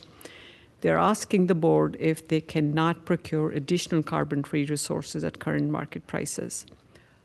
This is a very difficult decision for everyone at SVCE. I want to mention that we are being very transparent here. SVCE has made a commitment to reduce carbon emissions, and we stand by that commitment. I'm going to quote a remark Amrit made toward the end of the budget framework as he was presenting. He said for the board, it's about the balance between building reserves, the discounts that we give to customers, and how much we fund programs. But again, the mission always remains to build a clean, affordable, and reliable power source here at SVCE. With that, I am going to ask Director Chris to give us the presentation.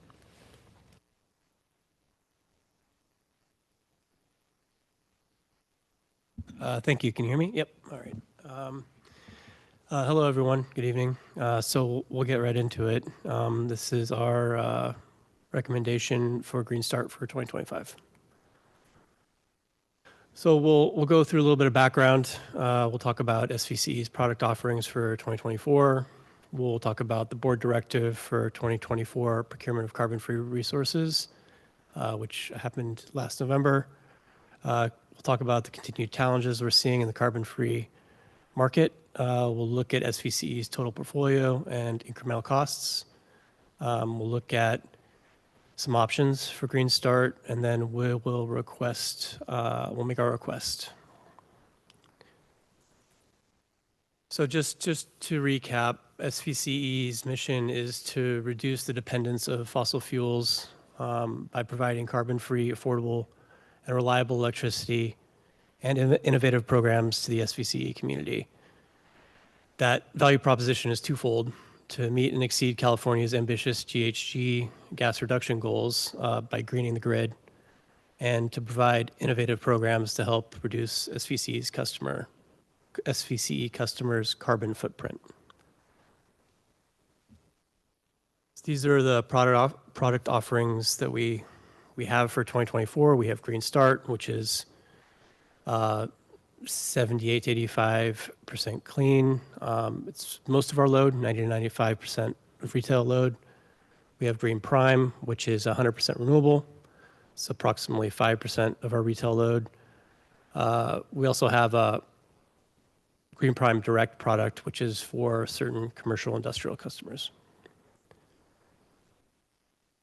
So the board directive in 2024 was to relax the Green Start Clean Target. It was to continue to seek carbon-free resources within budget parameters for the calendar year of 2024.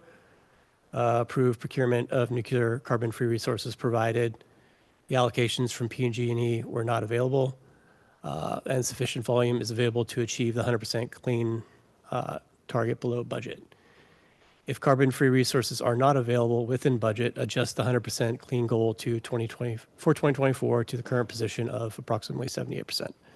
So the latest estimate for 2024 is 80% clean.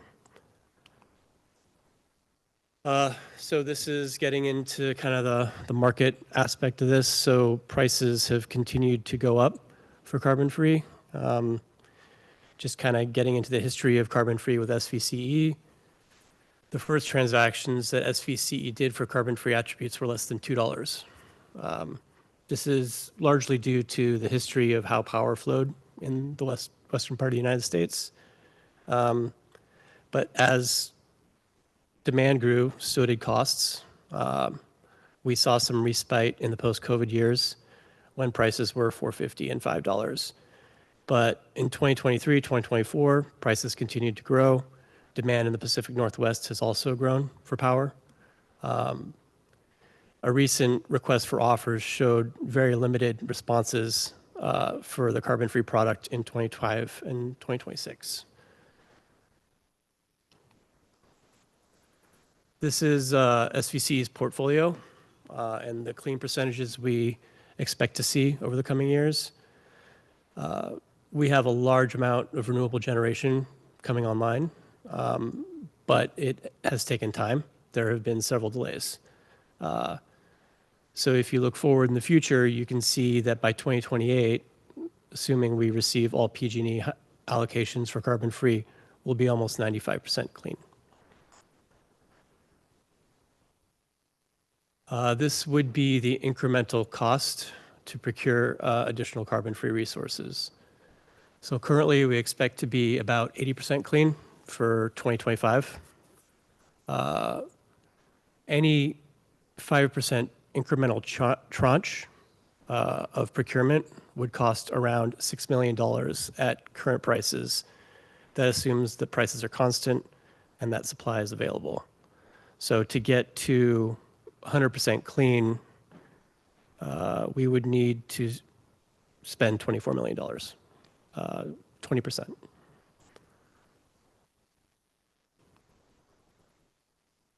So we're at our options.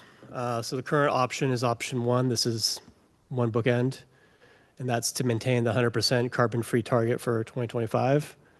So this assumes that we can find the resources to purchase.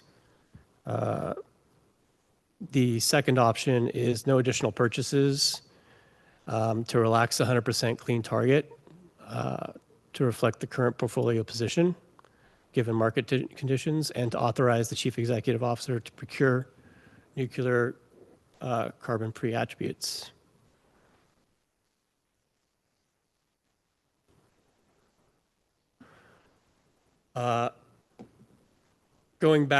Going into the future, as Amrit mentioned, we thought we had a little more time to bring this discussion to you, but we do have the Clean Energy Pathways topic coming in August. So just want to remind everyone that our mission is durable, that shifting market policy conditions have caused us to take a deeper look at how we balance the clean, affordable, innovative programs that we have. So Clean Energy Pathways is going to evaluate how to meet our SB 100 targets and any interim levels that need to be met. We are going to look at other ways of achieving clean through 24/7 approaches. This is our different levels, 90%, 95%, and 100%. We're going to look at a shift in focus on procuring power from large procurement to incremental clean projects, and even looking at local generation. We'll assess the need for a carbon abatement policy, future programs to expedite the energy transition, and maybe even, and also alignment and enhancements to our clean product offerings.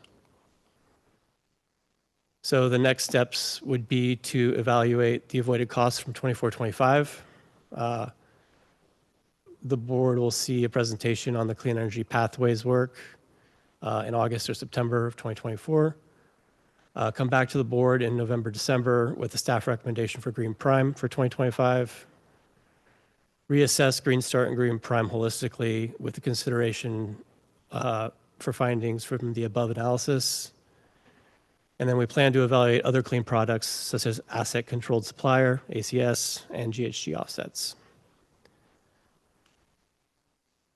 So the request is staff recommends the board of directors approve changes to Silicon Valley Clean Energy standard retail rate products Green Start for 2025 as follows.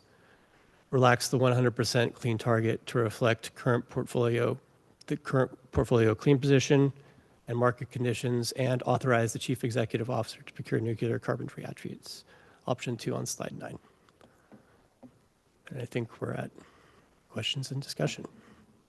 Thank you, Chris, for your presentation. And let's take questions from the board right here in person. Questions? Vice Chair Tyson. Oh, I thought you. That's fine. Okay. Yeah. So, the greenhouse gas offsets, I've always raised an eyebrow at that. I mean, if you buy an airplane ticket, you can pay extra to cancel out the carbon that jet plane released, but it actually doesn't change a darn thing. And so, is this the kind of thing you're talking about? Is it a kind of a virtue signaling, feel good way to make us look better, but doesn't change the world? Yes, I think that's. I made it a accurate. tough question just for fun here. It also doesn't impact the PCL, right? So our carbon, our emissions number wouldn't change. And so it would very much be a choice that we would make to spend the money to offset the carbon that we are emitting. Okay, thank you. That's my only question. Parenthetically, I will just say that we as a Risk Oversight Committee have been looking at this for months and pressured the staff to come up with better solutions because we realize this is a transition in the way we look at things. And sometimes we look and say, well, what is the better good? And I look at that in terms of if we were to spend some money to purchase these rights, it would be like the greenhouse gas offsets. I don't know that the emissions are reduced. And so I guess the term I'd use is I swallow hard and say, let's do the practical thing and stay with our mission and look for the longer term. So I guess I got into comments, sorry. Bad me. That works. Other questions? Do we have questions online? I can see Director Showalter and then Director Lee. Andrea, please help us. Hi, did you just call me? Yes. Okay, good. I'm a little confused based on the language that I had and heard in my discussion with the CEO this morning and what I heard in this presentation today, which frankly is in financial terms that aren't as familiar to me as some others. But it seems to me what I understood previously was that even if we wanted to buy 100% clean energy, we just weren't able to find it on the market. And it really wasn't a matter of cost, it was a matter of it not being available for purchase. Now, that's not how I understood the options from that were just presented. So could we have a little more, could I have a little more explanation about the discrepancy from what I heard this morning from the CEO and what I just heard from the presentation? Yeah, I can answer that. Yeah, you're absolutely right, Director Showalter. We are not able to find the volumes to close our current position. And so what we have in terms of the presentation is a matrix which reflects different levels. We were asked when we went to the executive committee to come back and present if you were to hit different tranches, going from the current position to 85 to 90 to 95 to 100, 105%, what would be that cost? And so hypothetically, we showed what those costs would be. But our overarching issue remains the same. We can't find the volumes to get from 80 to 85%, or even, maybe even 83% at this point. So you are absolutely correct. The two bookends alternatives that we provided is also kind of, if you don't adopt a policy or adopt a recommendation or direct us to do something different, then we have to go try to find those resources and budget appropriately for them, because our current standard for Green Start is 100% clean. So that's the base case, the option one.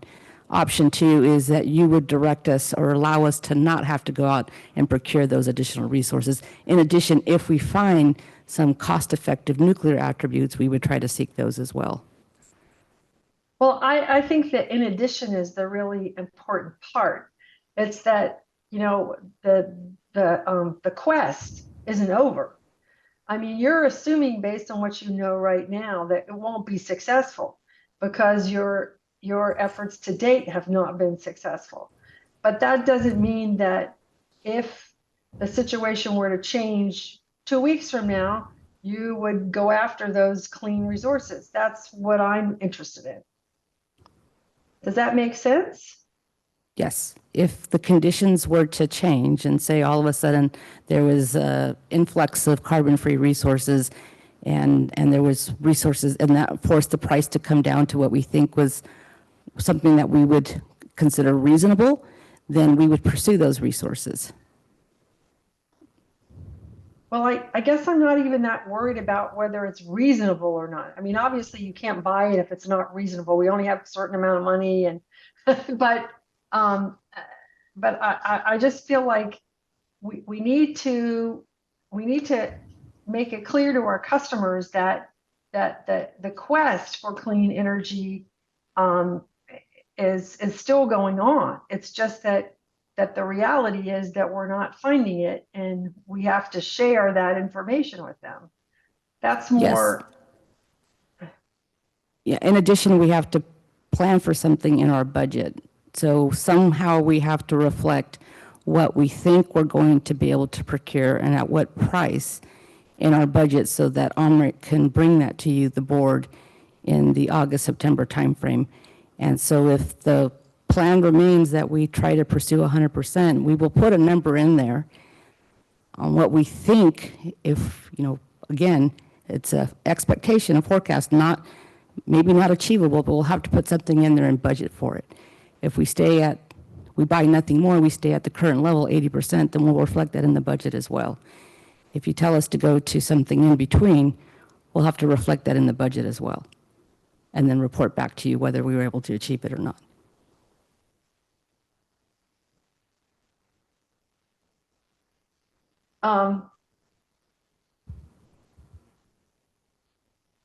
Okay, for instance, you mentioned earlier this morning that there might be some CCAs that don't have as high a standard, who might have, on the spot market, they might have a little bit of clean energy available that you're not aware of now. You didn't seem to think that that would be substantial, but it might be something. Is that still part of the mix? I'm just really, I guess, you know, I understand how you have to make a budget, and that's the plan. But that's all a budget is a plan. You know, and so we can say, okay, this is the plan, but that doesn't mean that our goal changes, and that if we find out that the existing plan we have is frankly less than what we can achieve, you know, that we find out we can achieve more, we can change the plan. I mean, but I know you have to have a budget. I know you have to have a budget in order to function as an agency. But I guess that's the concept I want to make. I just really want to share is it's a plan, and plan is an expectation of how you move forward. It doesn't mean that if the circumstances change, even though it might even be just slightly, you wouldn't feel. I mean, if we have a budget, we give you a budget and it's for the 80%, and you find out that the situation has changed, you will of course come. What I want to hear from you that you will come back to us immediately and say, I'm going to change this. We want to change this budget because we can do better. So am I missing something? Is that part of it? Yeah, if we relax our standard to 80% and the market conditions change, we will come back to the board and say, hey, we have to do a budget adjustment to account for the fact that we're going to procure some of these attributes, and we think it's going to be at this price now. But if we leave it at 100% today, even though it is the budget just as a plan, we've got to take that deficit that we have and multiply it by a very high price and put that in our budget. I understand that, and I respect that. I just really feel like under these circumstances, we need to make it clear to our constituency that this is a budget that we're accepting kind of under duress in a sense because of the market conditions, and that we are, we are on the lookout for changes in market conditions that would allow us to get closer to our goal, that we're not giving up our goal. Certainly.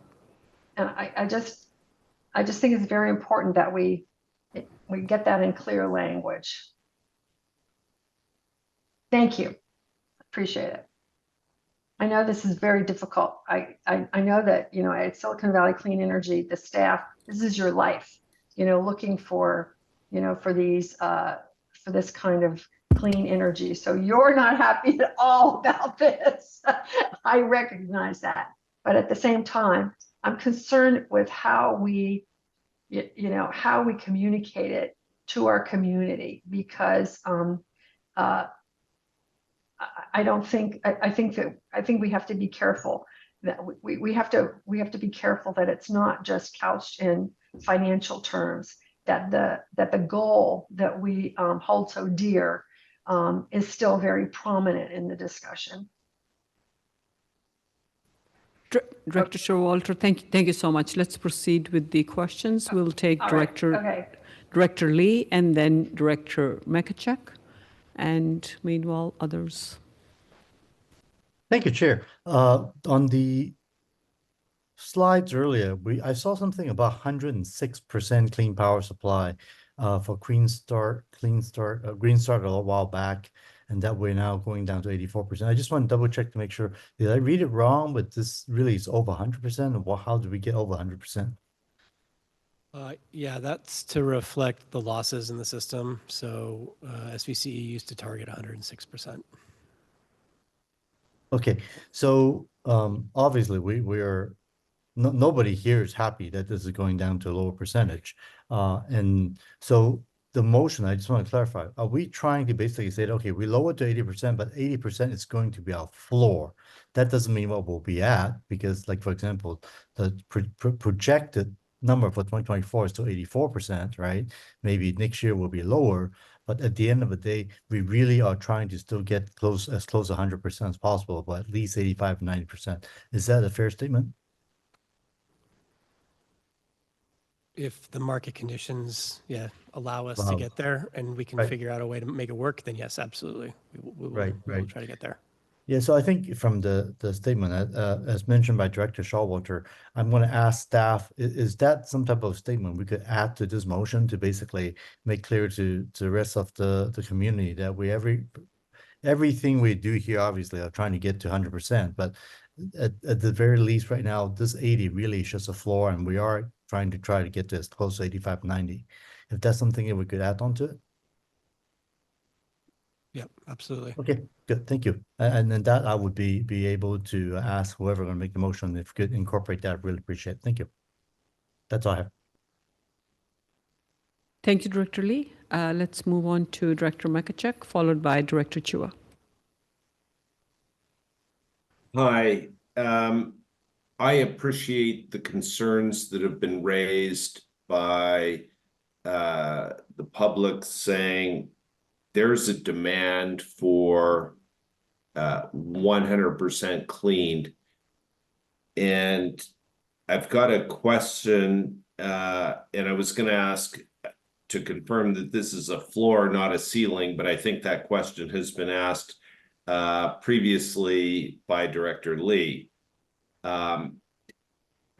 So I have two questions. My first question is, how do we compare to PG&E on an apples for apples basis? Because I'm hearing from the public that we're not offering a product that is comparable to PG&E. They're, quote, ahead of us. So that's one question. And then my second question is, could we have a third product that is a that is a market priced product that is 100% clean, so that for those customers that say, I want to be 100% clean, they can do so. Those are my two questions. Yeah, in terms of the comparison to PG&E, we won't know until after the fact. So our comparison happens through our power content label or the power source disclosure filing, which doesn't come out until after the year has finished. And so the last time that we published the power content label, which was for 2023, PG&E was able to achieve 100% clean for their customers, as were we. And so it was a comparable product. We won't know what they offer for 2024, 2025 until they make that report publish, which is usually 6 months after the calendar year ends. But, you know, PG&E has a large source of what they call utility-owned generation resources, so a lot of hydro, renewables, and nuclear that they get to decide how to use for their load. And they also have decreasing loads, so a smaller denominator, and it keeps getting smaller as CCAs expand. So it's kind of a moving target with PG&E in terms of what they're able to offer as their standard product. In terms of offering something for our customers that is 100% clean, we have Green Prime, which is 100% renewable. It's a premium product. Customers can join that product. It's open to all of our customers, and it's better than just a clean product because it's all renewable as well.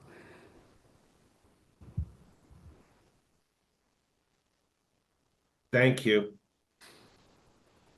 Thank you, Director Makachek. Let's take questions from Director Chua. Thank you, Chair. Piggybacking on Director Lee's comment, I would suggest a verbiage, something like board to encourage SVCE staff to continue to work towards returning to 100% clean goal. That's my suggestion. Thank you, Director Chua. Thank you, Chair. Other questions here?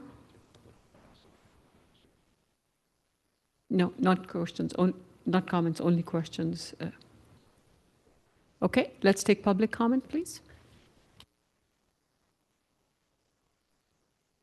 Okay, I see none in person. We will go to our remote attendees. We will start with John S., followed by caller 2213. John, whenever you're ready. Hi there. Hi, SVCE board members, staff, and public. Yeah, this is definitely a difficult topic given the conditions and our goals, and I'm glad we have such a good crew working on it. My name's John Scarborough. I'm a long-term resident of Mountain View, and I've supported forming a CCE since 2013 and SVCE since inception. And recently, I've rejoined the board of Carbon Free Mountain View. So it's been really good to see how SVCE has developed and grown stronger over the years. And I do have a lot of concerns over going away voluntarily from the, well, semi-voluntarily from the 100% clean energy goal. So I believe strongly that we must maintain that goal if we can, if the conditions allow it. And here's some concerns I have on that. So, of course, SVCE was formed to provide clean energy, and I think that's part of the reason why it has such great community support. And going back on this would be damaging to the reputation. And if we adopt a mix similar to PG&E, and understanding that PG&E has a lot more control over their mix than we may have, it could be damaging to the reputation as well. Because, you know, if we're also doing partially for fossil fuel, the differentiation is significantly less, and there'll be less reason for people to go with SVCE or stay with SVCE, and could impact the programs we have and our customer base. And, you know, one of the things when we were advocating for SVCE is that we would have community control. And I would be concerned that if we have kind of the same result as PG&E is getting, it may be harder to tell people that this is a good thing, that community control is something that is working out really well. So I think it's working out well, and I appreciate all the work that y'all are doing on this and the programs that you're doing to make all of our communities a lot greener and give us a more habitable planet. And I encourage you to definitely focus on keeping the most clean energy that we can in the mix and making sure that our money goes towards greening the grid overall by more projects like it seems like we'll have coming online soon. Thank you.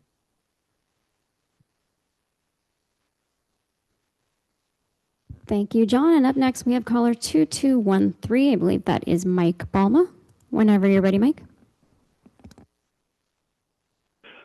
Thank you. Yes, this is Mike Balma again, Carbon-Free Mountain View. And just echoing what John was saying is that we've really seen SVCE as a leader in this space, not only from an economic standpoint, but from the carbon-free. And that certainly helped Mountain View meet its climate goals and help convince residents to electrify. And as you say, this is not an easy situation, but I am concerned that we're sacrificing that value proposition if we're not meeting PG&E and not maintaining as 100%. One of the things I heard in the discussion is that oftentimes we can't get it at the price we want it at our budget level. And this brings me back to why did we do a 4% discount this year? So we'll put that on the table as to if it's a matter of budget and what I hear other board members indicating that we want to get more, we also need to give staff the money to do that. So at a minimum, the staff, I think we should get, the budget should be increased for that first tranche to $6 million so that they can actually go do that instead of just say, oh, well, prices are still the same and we're still not willing to pay it. Well, guess what? We're in a climate emergency and those prices mean something. They're going up for a reason. It may be virtue signaling. I don't believe that. At this point, paying millions of dollars for virtual signaling does not make sense. It's a signal to the market is what it is, that people want cleaner energy and they're willing to pay for it and new projects will come online. I also say that hearing the stress test talk, it doesn't sound like we did a stress test on this parameter, on the cost of clean energy going up. If we did, we would have put that in the budget to account for it. So I think that needs to be looked at as this is part of the stress test because it's part of the value proposition. The last thing is really, I know Bruce Carney sent in some information analysis indicating that if you take a look at the social cost of carbon, it actually is above the $24 million that it could cost, or at least the budget could be increased in order to truly go after these clean energy. So with that, I urge you to increase the budget so that we can choose option number one. And I'm happy with nuclear to add that, that as long as it's clean energy, I have no problem with. Thank you very much for all your time and energy on this. Thank you, John, and thank you, Mike, for your comments. Next speaker, please, Andre. There are no other hands raised. Nobody in the room? Okay. With that, we'll close public comment and bring it back to the board, and we'll start with Director Meadows. Thank you. Thank you, Chair Walia. Yeah, so difficult, meaty topic. And I appreciate all the work that staff's done and all the time that we've all spent mulling over this. So I'm going to walk through how I'm interpreting some of this. So I think we're using the wrong nomenclature. The recommendation is really not to relax the 100% clean target. I mean, I think that's that's not really what you're asking, and that's why we're struggling, because we don't want to do that. What you're really asking us is to adopt temporary, short-term, maybe midterm, but it looks like 2-3 years out, adopt temporary measures to react to short-term impacts, to the ability to both access clean energy, produce it, because we intended to do that, and the cost of all this. So, and I understand that you're not convinced that we can purchase more, but really, none of us want to relax the targets. But again, the budget exercise, back to what Director Showalter was saying, requires you to make some assumptions. So I really feel that we could ask you to adopt some temporary assumptions for the budget due to these short-term impacts. I don't necessarily want to call it emergency, but let's call them, according to your forecasts, we've got more stuff when our delayed PPAs come online, and et cetera, et cetera. I also think that the proposal was made for the savings that we would, if we stuck to 80%, which I think is an issue. If that's where we are now, we shouldn't stop necessarily. Again, I know you want an exercise, but the board could say, if you see a realistic ability to purchase, you should jump on that and then come to us and say, here's where our assumptions have changed. But regardless, the savings of wherever you can realistically find supply has to be a meaningful sort of trade-off. And I don't think we really haven't touched on that so much this evening, but the staff report talked about potentially rate discounts or something. But again, we really, I think, shouldn't be looking at necessarily money or programs, because again, this perception, well, it's not perception of clean, it is the ability to be clean is critical to the mission. So I would propose that we're really being, again, I would look at the tranche and maybe set it at 85, make some assumptions at 85 or at 90. And you can say, well, you can come back to us in August and say, well, that wasn't a good assumption because here's what it costs and here's what the trade-offs are, or we can't find them. But if you need an assumption, we should probably give you an assumption that's not where we are today. And you come back and say, sorry, where we were 2 months ago is still where we are today. So basically, I could see adopting these temporary measures to react to short-term impacts and authorize, picking slightly higher tranche perhaps, and finding a meaningful way. And I feel that sometimes these discounts on rates are hidden. They're subsidies. Customers don't really see it. And we've talked about how low 1%, 2%, 4% is to customers in terms of dollars on a monthly basis. So that's my comment. I really don't think we're relaxing a standard. We're adopting temporary measures to hopefully a short-term market impact. Thank you, Director Meadows. We'll go online to Director Lee. If it's appropriate, Chair, will I go ahead and try to make a motion and see if I could get a second? Please go ahead.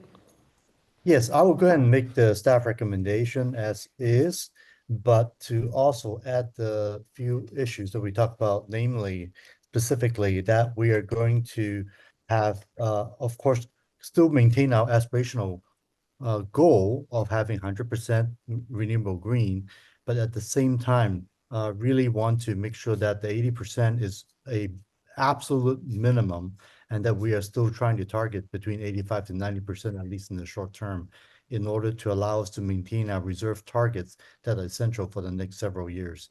And also, of course, adopt the issue regarding nuclear as in staff recommendation. If I could get a second. I'm happy to second that. Okay, thank you. I don't know, I need to talk more about it. I think we have discussed this quite a bit. And I think everybody here truly appreciate the significant move that we're making today. This is giving staff the flexibility in order to make the target because of difficulty of getting the resources, but yet at the same time, want to really let the world know that we are not really changing our aspirational goal, and we will do our best to get there if that is actually something we could do fiscally moving forward. Thank you. Other comments? Or if somebody wants to make a different motion, I'm open to just keeping the conversation going, the discussion going. That's important. It's a very difficult subject for all of us and very Apologies, important. Director Chair. I was distracted because I think we have another public speaker if you want to allow it, but I also did not capture the full motion, and I don't know if you did, Andrea. No, I was going to ask for a clarification on the motion. Let's go back then, in which case I have not seconded it yet. All right. So what I was trying to do is basically start with the staff's own recommendation first, and in addition, add a couple of comments. One, which is the fact that our aspirational goal of SVCE is still very much 100% green, and that given the difficult budget implications we have, in order to allow us to maintain our reserve targets that is central for the next several years, we would therefore move to support a goal closer to 85 to 90%, if that cost would allow us to do that. But the minimum we are still providing staff the flexibility is 80%. Does that work for you, Monica? Sure, I understood it. Yes, thank you. Yeah, thank you. Monica, before we proceed, I believe you said there is another public comment? Is that what I heard? Yes, we do have a member of the public who has their hands raised. Okay, let's take the public comment. I'll reopen it for this one. Thank you. Bruce Nagel, when you are ready, you'll have 3 minutes. Yes, thank you for the opportunity to speak. I've been listening to this discussion and to address a couple of questions that I had going into this meeting. The one thing that I haven't heard directly, and I think is going to be important in regards to pursuing this program, is that there's got to be some. I'm sorry, I can't understand the audio quality. Thank you, Vice Chair. I was just going to say the same. Can you hear it now? Yes, try something else again, and we'll restart the clock. Bruce, can you say something else, please? Hello, testing. No.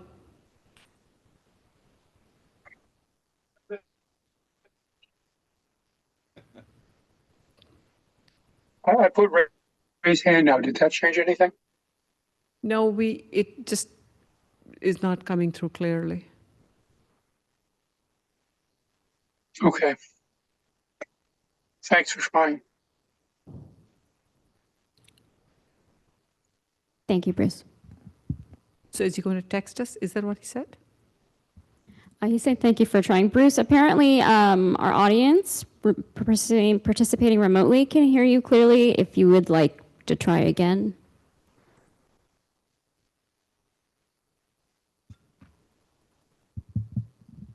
Mute. Okay, I tried unmuting again. Did that help? We can hear you, Bruce.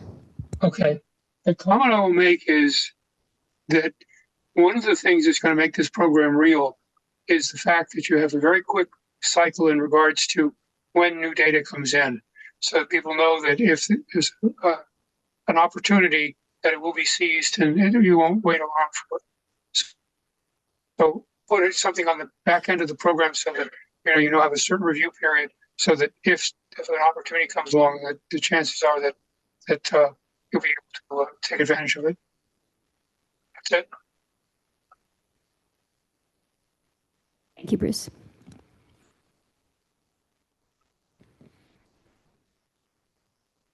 Right. Thank you, Bruce. I closed the public comment period, and I can see multiple hands, 2 hands raised online, but I can see 3 hands around me. So let's start with Director Klein, then we'll go to Director Martinez-Beltran, and let's go, Director Klein, and then we'll go to Vice Chair Tyson. Thank you. Thank you. And it kind of goes back to Director Lee's motion and kind of goal that it's like, okay, it's 85% or 90%. And from a budgetary standpoint, and back to what Director Meadows was saying previously, from a budgetary standpoint, is the fastest way to hit a more aspirational goal? And I understand where we are now, and I wouldn't call it a minimum. I would call it a floor of 80%. Is it better from a budgetary standpoint to just at this point say it's at least 90% and bake that into the budget accordingly with the additional, I think, $12 million? And then with the assumption that, you know, how close you can get to 90% is one part of that, but the other half of that is if more available, cheaper energy came available above 90%, you would come back to us. But from a, you know, much like each of our cities does, we set a target, we set a conservative target, we hopefully are meeting revenue targets and all of that. And at the end of the year, we have a surplus. Well, in this case, if we're not able to find additional clean energy to get us to 90% or higher, then we have basically additional reserves at the end of next fiscal year. So I'm trying to get a better idea from staff on just the motion that's on the table right now. Would they? Am I framing the question correctly? That you would that be the best way to meet what Supervisor Lee was saying? Yeah, I think if I understand it, we set a target that we'll use for the purpose of the budget that'll reflect essentially 90%. But that doesn't take away our goal of trying to get to 100% if conditions change and we find the resources. I think it's better for us to say we will target 90%, but our goal is 100%, because then if I find the resource, I don't have to come back to the board and ask permission for you to buy, because things appear and then they disappear really quickly. Correct. So I don't want to have to come back if we find the resources. But we will, from what I understanding is we will budget to 90% and the cost that we think it would take us to get there. Now, this is all with the caveat that we don't know if we can get any of it, right? And so we will report back to you if we can, how our progress is on this effort. And understand, and then kind of going back to what many directors talked about previously, you know, our ultimate goal would be 100%.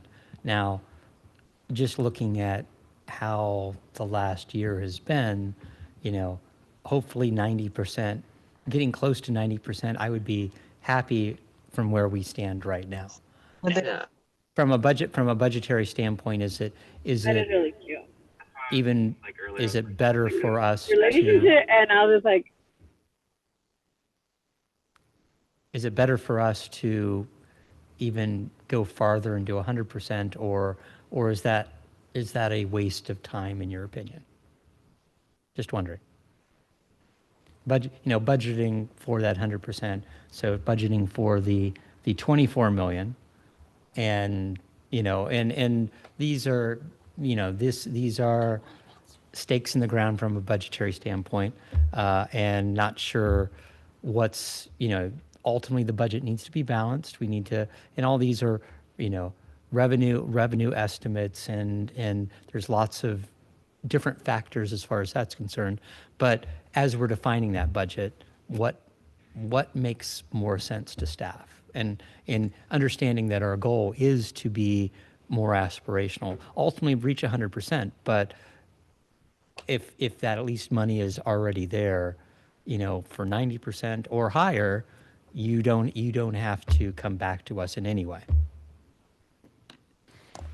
Yes, so if I understand the question, does it just make sense for us to budget to 100%? And then if we're not able to spend it because we can't find the resources, is that problematic for your planning in terms of planning your rates and your reserve targets? Absolutely. It's not problematic. We can budget, we can add whatever costs, 24 million, whatever we're projecting to the budget.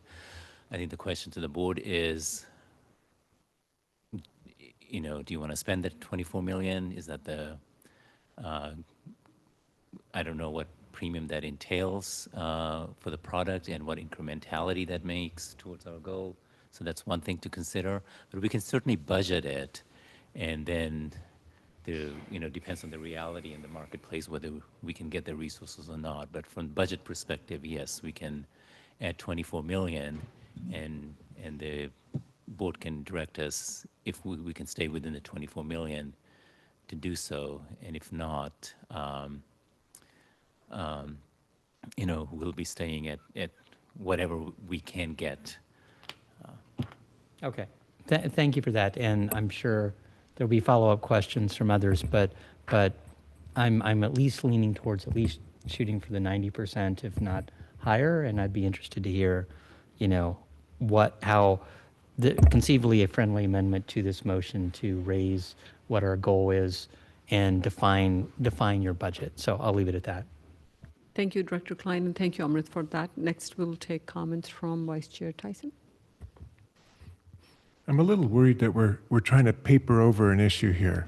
And what I've heard is that we can't find the resources out there. And I was at the meeting where the board members weren't comfortable with the fact of sitting at 80% and asked the staff to come up with estimates for different amounts. And I feel like we're doing a little bit of a shell game because I frankly don't really trust your numbers because you can't buy it, okay? And so I feel like maybe we'll feel better walking out of this meeting with our 100% and our flags flying, but we haven't really accomplished a darn thing except we put this money into our budget and that we won't spend, and we're going to feel good about ourselves. So I'm feeling a little uneasy about this direction because not to denigrate the staff work. You provided what we asked you for, but I can't see that those are real numbers. I don't see that yet. So the sense of where we're going, I like. I like the staff recommendation. I like the articulating the goal of 100%. You're hearing that from us clearly. I like the floor of 80%, but for us to start arguing about the 90% or 95%, I think we're trying to make ourselves look or feel better without really accomplishing that. So I feel like establishing those aspirational things, but have a budget in place that fits what we think we're going to do always feels like a better answer than something that makes us feel better. Clarification, Vice Chair. Is that, in my mind, that sounds very, very similar, if not identical, to the motion made earlier by Director Lee. That's how I had heard it. Yes. Correct? Yes. Okay. Thank you. Comments from Director Martinez Beltran. Thank you, Chair. These are all great comments, and I was listening on my way as well, trying to make sure I could dive in. But first I'll say, I think, the discount we've done for this year, looking at where we project that we can actually get the power about 85%, 84%, we can always revisit this next year and change that 4% and change where we decide to be now. I also want to recognize the efforts that we've evolved. We did come on as a clean energy organization, but I mean, man, have we grown? Have we evolved? Have we impacted? Have we changed and done things we never thought would be happening in our communities, quite frankly? So I think we're addressing it, clean energy, from lots of different ways, and I don't want us to undersell that piece. Having said that, and hearing from Director Meadows, I agree with that. I think, what she was talking about, changing the way that we are looking at this, and I think we should start with a floor, or we should have a floor, as my colleague had mentioned. Maybe that's 85%. It's very close to that 84%. I think we could do the budget of the 12 million that the staff has told us, that would be about 90%. And sure, that could be our target. We know that we are not able to get the 100%, or we wouldn't be having this conversation, as my colleague has just said. So if we establish that we're going to budget so much that we have a floor of 85, I think those would be some of the things I would look for to maybe add to my colleague's motion. And I think that's something that I could get behind. This way, let's say the cost of the power does drop. Let's say we're able to get higher. Fine, we can do that. But we have a budget target that we're able to put in there that we know we're going to use. We're counting on that money being used to try and max out getting to what we might be able to get to, which is 90%, which would be us having to pay something that is much more extraordinary and resources that we just can't find yet. So that's being hopeful, I think. And that's something that I would be comfortable supporting. Thank you. Next, we have Director Rennie. I'm hesitating to throw this wrinkle in it, but I think about it in terms of our real goal is to decarbonize the world. This is a global problem. It's not a Santa Clara County problem. And people are worried that, well, Santa Clara County is not going to be 100% carbon free. So we're going to effectively go spend a bunch of money so some other area is less carbon free and we're 100% carbon free. And we've done nothing to affect the real problem. If you pay more money for a resource, it could stimulate more of that resource to be built, which is what we want to do. I struggle with this idea of going to spend more money on carbon free because it's hydro that isn't going to be built. We're not stimulating more of it to be built. If we were going to allocate any budget, I would say we allocate budget to go buy RECs that stimulate RPS. I know that hasn't been a suggestion because it's even more costly than the carbon free, but at least it sort of moves us towards the goal of decarbonizing the world versus just stealing somebody else's carbon free and not actually stimulating any more growth. I'm sorry that there's a completely new idea thrown in the mix, but that's just how I look at this problem. If we're going to spend money, let's spend it in a way that actually helps the global problem, not make us feel better in Santa Clara County.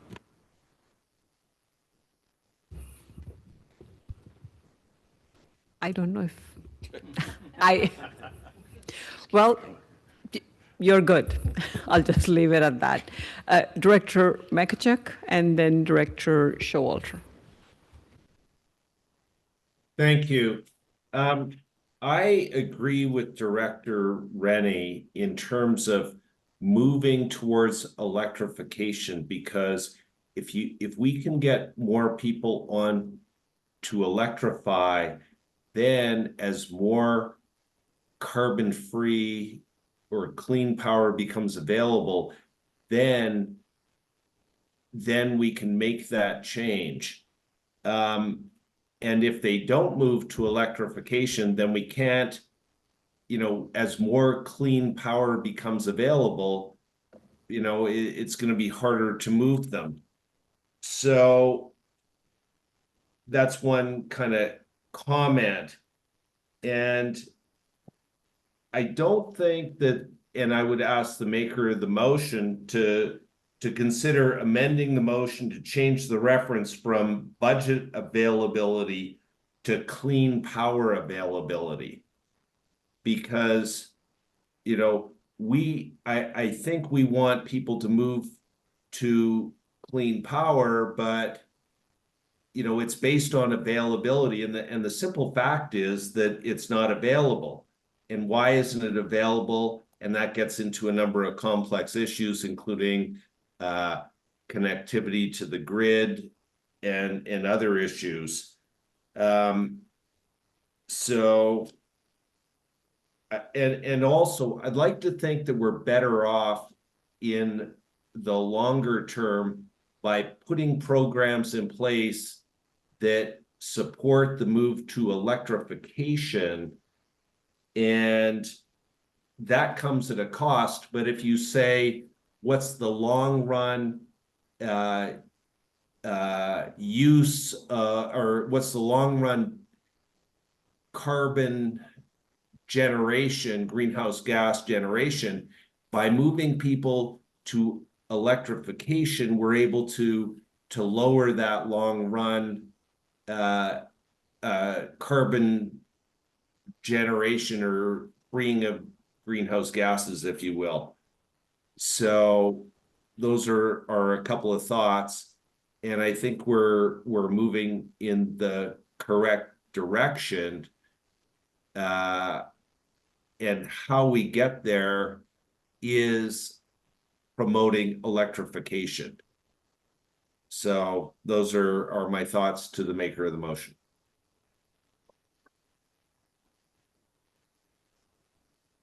Thank you, Brian, for your comments. Let's take comments from Director Showalter. Thank you. Boy, this has been a very good conversation. So many really thoughtful comments have been made on the staff's part and on on the board's part. I wanted to just add that what I really think is, in addition to the things that have been said, what I really think we want to add to this motion is the concept that Director Meadows brought up, that this is a short-term change in our operation. It isn't a change in our goal. And I would like to see that reflected somehow. I think Director Tyson was right. I mean, we don't really want, I mean, there's a reality here that we have to deal with. But at the same time, I do think that the perception that we put forward of our to our constituents, that the goal is still 100%, but we're in a short-term period where we have to change that because of the market situation. That's really what I would like to see reflected in the motion. That's a little different from what I heard initially. So I hope we can do that. Thank you. Thank you, Director Showalter, for your additional comments. And this discussion brings home the point how important this is and how each one of us is committed to 100% clean. It is just the market conditions that we need to be realistic if the right resources are not available. I think we are moving toward a decision point, but we have comments from Director Chua first. I do agree with the recommendation of the staff, as well as the motion made by Director Lee and reiterated by Vice Chair Tyson.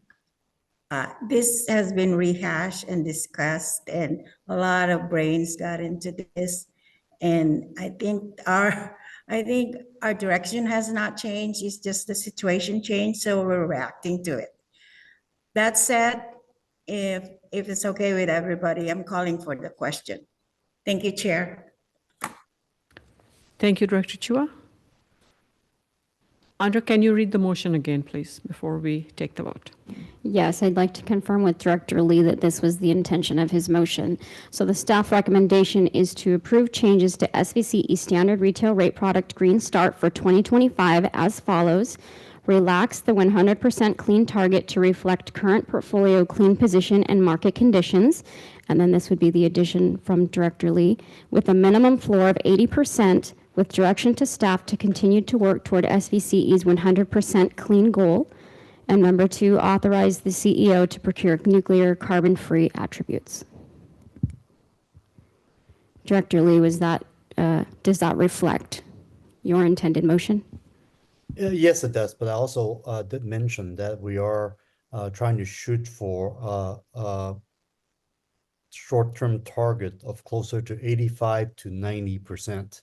So even though we have a minimum of 80%, I just want to put that in the motion to basically meet all of the concerns that's been raised by my fellow directors on this issue. So I just want to add that on there. Okay, thank you. So minimum floor of 80% with a short-term target of 85 to 90%. Yes, thank you very much. I'll second the motion. Was that Director Makachuk? Yes. Okay. I need a clarification. the 80% and with the direction of 85 to 90%, they need to create a budget.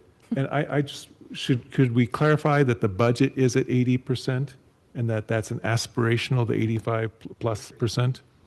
Is that okay? Yes. Okay. I If it is, then. I would recommend, or I would ask the maker of the motion to say with a floor of 80% and an aspirational goal of 85 to 90%. Director Makachek, I believe that's what he said, and Director Lee I'll ask the question that Vice Chair asked you. Sure, I think for it's the actually, budget. right, yeah, so I think I the way I mentioned it, Monica, just to make sure it's okay with you, because I want to make sure it's clear to you since you're executing this. Our short-term target would be 85 to 90, but the true aspirational goal really is 100%. I think for the purpose of budgeting, Director Tyson, we would set the budget based on 90%, the higher level. Okay. Okay. All right. And so then if we're not able to spend it, or if we need more, we'd have to come back to the board. Why? Vote on whatever motion is in front of us. Yeah. Why? I think there are two more clarifications, Director Mohan first and Director Martinez Beltran after that. Thank you, Chair Walia. I think I heard Director Lee, I think make a change or a correction that the aspirational target is 100%. It's not 85, it's not 90%, but it is 100%. So if we state that in the motion, and also state that 80% reflects the current conditions, and then the staff recommendation that we recommend that staff continue to pursue opportunities for whatever opportunities that are available to for clean resources. That would, pardon me? I believe there was a nuclear thing as well. Okay. That's fine, but that would reflect the aspirational aspect of it, the reality of it, and the direction that we are giving staff. Director Martinez Beltran, then Director Rennie. Okay, I think I need a little clarification on that, but I wanted to ask, I thought that there's two things I'm seeing. I see the 80% as our 2024 clean position, but I also see that we're at the 600K megawatt deficit, which is 84%. So I'm asking staff, could you clarify for me so that I have it correct, please? Okay. I think what I'm being asked to do is to set a floor of 80%. For the purpose of budgeting, target 90%, which would be approximately $12 million. So we'll add that to the budget. Don't lose sight of the fact that we're trying to pursue 100%, right? So that if the market conditions change and we see those opportunities, we can pursue 100%. Okay, so my question is, maybe that's for my colleague, but I'm trying to understand why it's 80% versus the 84%. Because I understand that our 84% is in 2024. We're talking about calendar year 2025. Got it. Yes, sorry. Thank you. That makes it clear for me. Instead of 80%? Okay. Our CFO would like the motion to reflect that the floor is our current position and not 80%, because it can change with changes in load and other factors. So the word of current position. Current position is the floor. Versus 80%. Right. Okay, so that's what so the motion is for the current position to be the floor, $12 million, which is half of the 24 million that gets us to the 100%, is in the budget with the target of 90%. Got it. Thank you. There was one more clarification, and then I see yet another hand raised, but somewhere there we will get the clarification from Director Lee. Vice Chair, no. One of you had raised your hand. Director Rainey, I think you had raised your. Okay, you got the answer to that? Okay. Director Makachuk, you have another clarification on this motion? It seems your hand is raised. Yes. I think we're muddying the waters here. We're talking about Green Start. So this is a question. Is that correct? Yes. Correct. Okay. Green Start is different than Green Prime. Green Start, I think that our floor should be 80%, or the words that the CFO used, the current position. Okay. Our goal for Green Start, I don't think is 100%. I mean, that's Green Prime, but you could convince me otherwise. And what I'm hearing is staff is saying, give me a number to base our budget on. Okay. And to say that our goal is 90% for Green Start, I think 90% is too high, because we're going to be trading off some programs in trying to reach 90%. I think the budget should be between our floor and 90%, so that we can still have some programs in there that we can budget for. So my question for staff is, you know, is your budget goal 84% or 85% in the current budget versus changing the budget so your budget goal is 90%? Okay, we have not adopted a budget for fiscal year 24-25 yet. So this is a part of the planning exercise that we're trying to do. And just to clarify, the number that I heard was 85 to 90% in the motion. We'll set it at the 90%, so we'll include $12 million in our proposed fiscal year 24-25 budget. And to answer the question about Green Start versus Green Prime is 100% renewable, so RPS eligible, but Green Start has always been 100% clean. So that's non-RPS eligible and RPS eligible resources, but it's always been 100% clean except for 2024. So I think Chair Walia, I don't know if you're able to call the question. Yeah, well, Director Chua did that, and I was ready for that, but there are clarifications, and I have one more clarification that I do need, because this director has not asked a question yet. So we have to honor him. Director Scozola. Yeah, I just wanted to say real quick that I feel like we're getting lost in the weeds, and I felt that the initial reading felt pretty good. We're always going to strive to do better, obviously, but I feel that we should generally trust staff recommendations, as well as the executive committee who had agreed with these the initial decision. So I appreciated the original reading, and I just feel like we're getting lost in the weeds, and I just want to double down on we're always going to try and do our best, and if we can do 90, 100%, we will always strive for that, but this is just what seems to be the most realistic option right now. So I like the original reading and the staff recommendations and the executive committee's recommendations. Thank you, Director Scozola. That is not the motion, though. Okay, all these I hear you. I really respect that. Again, the maker of the motion, Director Lee. Thank you. I think I've spoken enough in terms of what the motion is, and I think call the question is fine. I'm perfectly going to take the vote as is, and staff understand what we're at. I don't want to confuse staff any longer at this late hour. Thank you.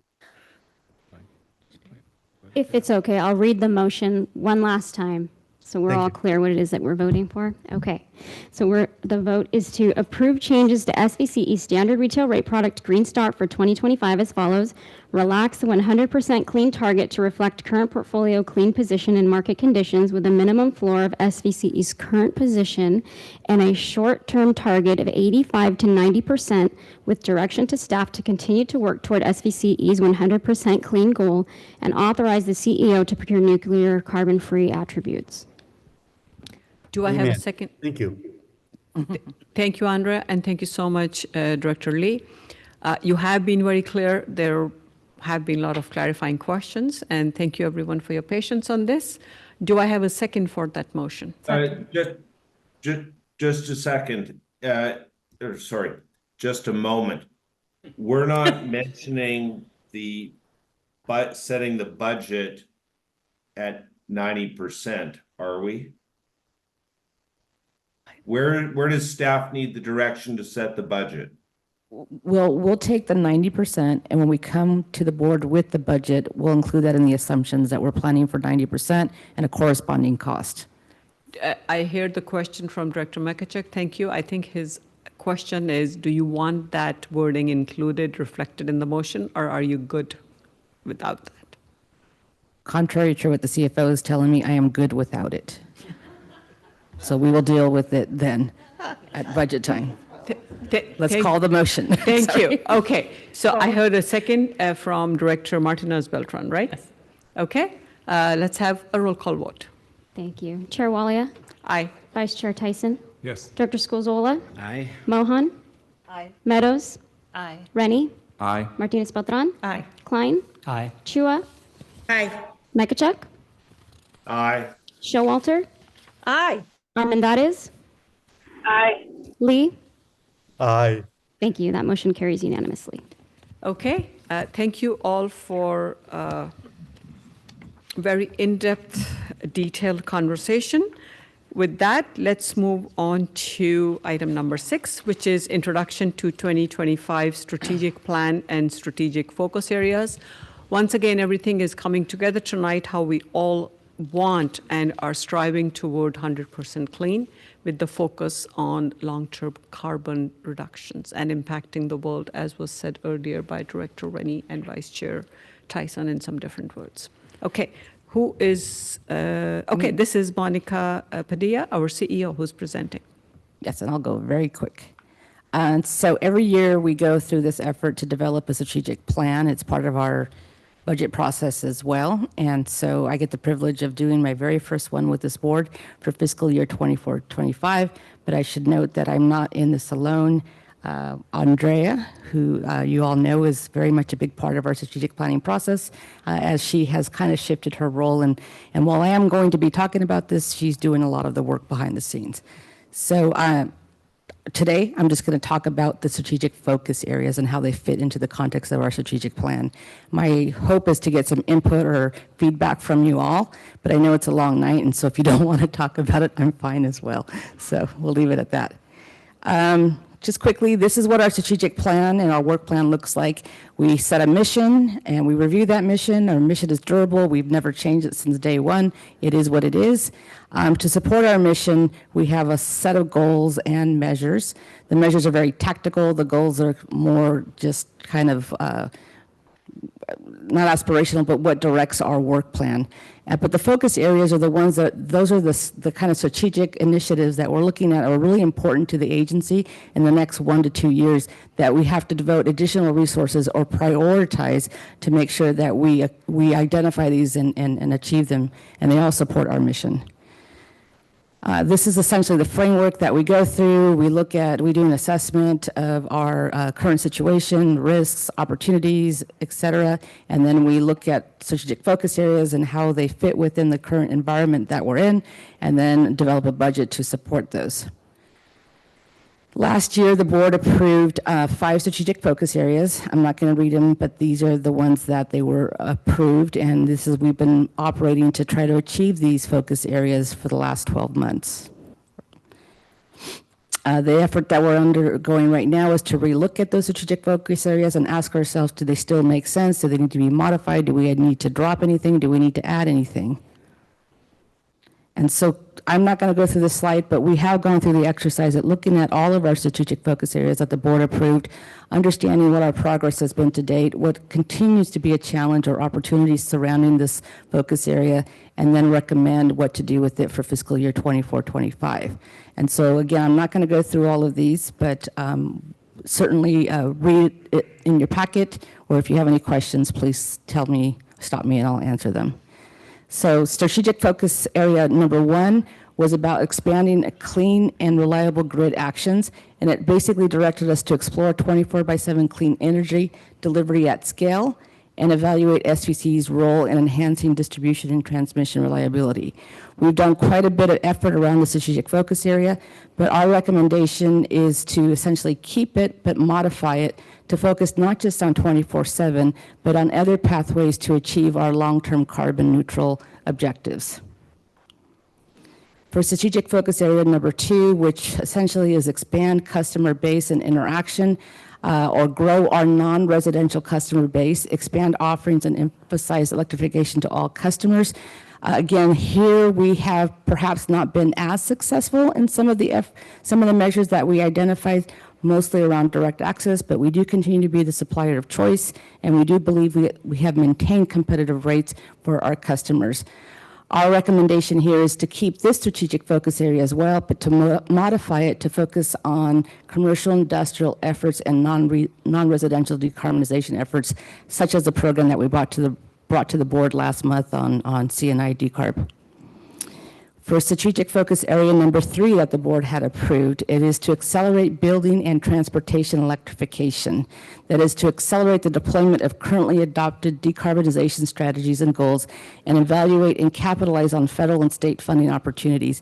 We've made much progress towards this measure, but our recommendation is to modify it to focus on preparing for the upcoming back-mid rules around gas water heaters and having to move towards non-gas or fossil fuel water heaters. So this is a big deal for the Bay Area. It's a big deal for SVCE. It aligns very well with our mission and how we deploy programs.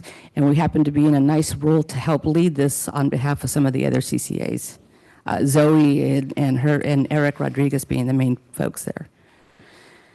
Strategic focus area number 4 was to implement innovative financing solutions. That is to implement innovative finance solutions to increase impact of decarbonization program offerings, especially to low-income customers. Again, we've made progress towards this strategic focus area. The big one being our efforts for low-income customers or renters.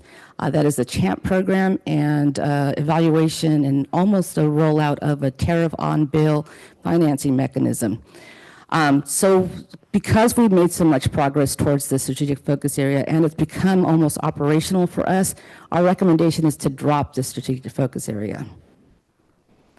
And then last but not least, our 5th strategic focus areas was to attract and retain employees, to be the employer of choice, increase staffing, and to hire a new CEO. We've obviously made some progress there, including the hiring of the CEO and hiring of quite a bit of staff. You met 4 of them tonight. So our recommendation here is also to keep it, but to modify it to focus really on employee retention and figuring out what the optimal workforce, what the optimal size is for SVCE to preserve the culture that we so much appreciate. So in addition to the modifications that I just talked about, we also proposed a new strategic focus area, and that's around affordability. So this is still in process, but this is going to be around educating not just our board, but our community around affordability and versus competitive rates, what SVCE's role is in affordability, what are the challenges around affordability, how does this impact our mission, how do we keep our costs down so that we can do our part on affordability, and then more importantly, how do we roll out new rates and product offerings that will help customers manage their bills. So we're working on the language around this, and it'll come to you in the next iteration when we bring the strategic plan. So these are the summary of the changes. In terms of next steps, we will be bringing this back to the executive committee, I believe in August, and then to the board for approval in September. So with that, I'll take any questions. Director, any questions? Thank you, Monica, for that. We had a good discussion at the executive committee. Okay, there's a question, unlike Director Mekchek. Then we'll take public comment after that, Andrea. Thank you. It's getting late here in Argentina, and I just want to say that I concur with what the CEO is explaining, and I would like to underscore the importance of affordability and the trade-offs that we're going to have to make. And I'm involved in a rate case with San Jose Water Company, and to move forward in that rate case, they need to address affordability, and I think that that's becoming incredibly important today, and the trade-offs that we have to make in the short term, as were underscored in our most recent discussion. So those are my kind of comments. They're not questions, because I'm going to sign off because I think you still have a quorum. So thank you, Director Mekachek, for staying up with us this late. Yes, it's or rather very early in the morning for you there. And this is a discussion item, so appreciate that. Let's take public comment first. Aye. No hands raised, Chair. Okay, we have a comment/question from Director Showalter. No, we don't. I think she was saying goodbye to Director Mekachek. Oh, okay. Oh, she was saying bye. Yes. Sorry. It's getting late here as well. Okay, I saw your hand wave. Other comments? No? Let's move forward. Thank you so much, Monica, for this, and good work. Again, I was looking at some of these, and it reminds me why and how we are constantly, as SVCE organization, we are constantly looking toward the goal of reducing emissions at a higher level versus just specific target numbers. Item number 7, local agency action planning, and we have Zoe Elizabeth, Deputy Director of Decarbonization Programs and Policy, presenting. And I'll just quickly add a thanks to everyone for your patience. This is becoming a little longish meeting, but then remember, we are taking July off, so we're going through a lot of critical stuff right now. Good point. Good point.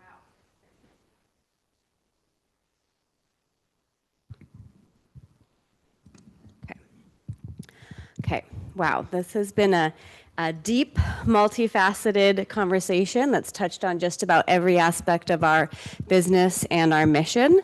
Honored to be the closer this evening with just a short update, and I thank you all so much for your attention and also just for the really thoughtful dedication to this conversation this evening.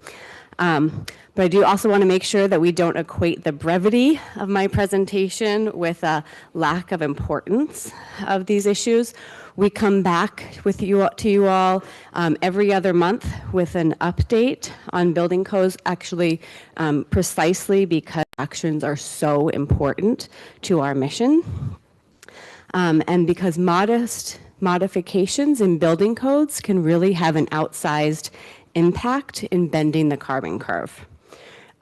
Just to quote some of the goals that I've heard this evening, the actions that you take at a local level can help to spur demand in the market for zero carbon solutions.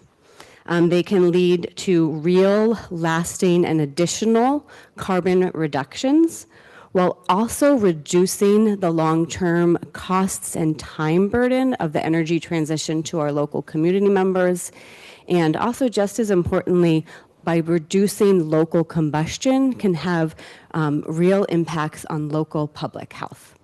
So that's why I'm here up past my bedtime, and why Tony and I come so often to your council meetings and meet with you, because of the importance of your actions. Right. So I'm going to provide a quick status update on the BACMed rule, which is this regional rule that also really impacts a lot of the guiding principles as we're thinking about your local actions, and then also provide a status update on the readiness plans that we're doing with each of you. So just this is, you all have seen this multiple times, so just a recollection that this is related to the $4 million that we have across 2 programs for permit modernization and policy experimentation. So quickly, we hadn't provided this update to the full board recently, but we just as a refresher, starting in 2027, we're set to phase out the sale of gas appliances across the Bay Area. And that will start with small water heaters in 2027 and then move to furnaces in 2029. Important part of this rulemaking is that in December, BACMed staff will report to their board on market readiness. So they're conducting a whole bunch of research, including cost, technology, workforce, and tenant protections. And that report will come out December 10th to BACMed's board. In addition, as Monica mentioned, because this work is so integral to our mission and also will have such an impact in our communities, SVCE is coordinating the 7 Bay Area CCAs to help really develop scalable solutions that can support our community's transition. We cannot do everything to get ready for these rules, but we can do things to help support the transition. And then as important, rules are under development in South Coast AQMD that are really similar to BACMed rules. And actually just last week, the South Coast Air Quality Management District passed the first set of their rules that focus on pool heaters and large commercial water heaters. And the California Air Resources Board is proposing to actually make similar rules as BACMed statewide on a similar timeline currently starting in 2027. So that rulemaking will happen at the state level going on for another year.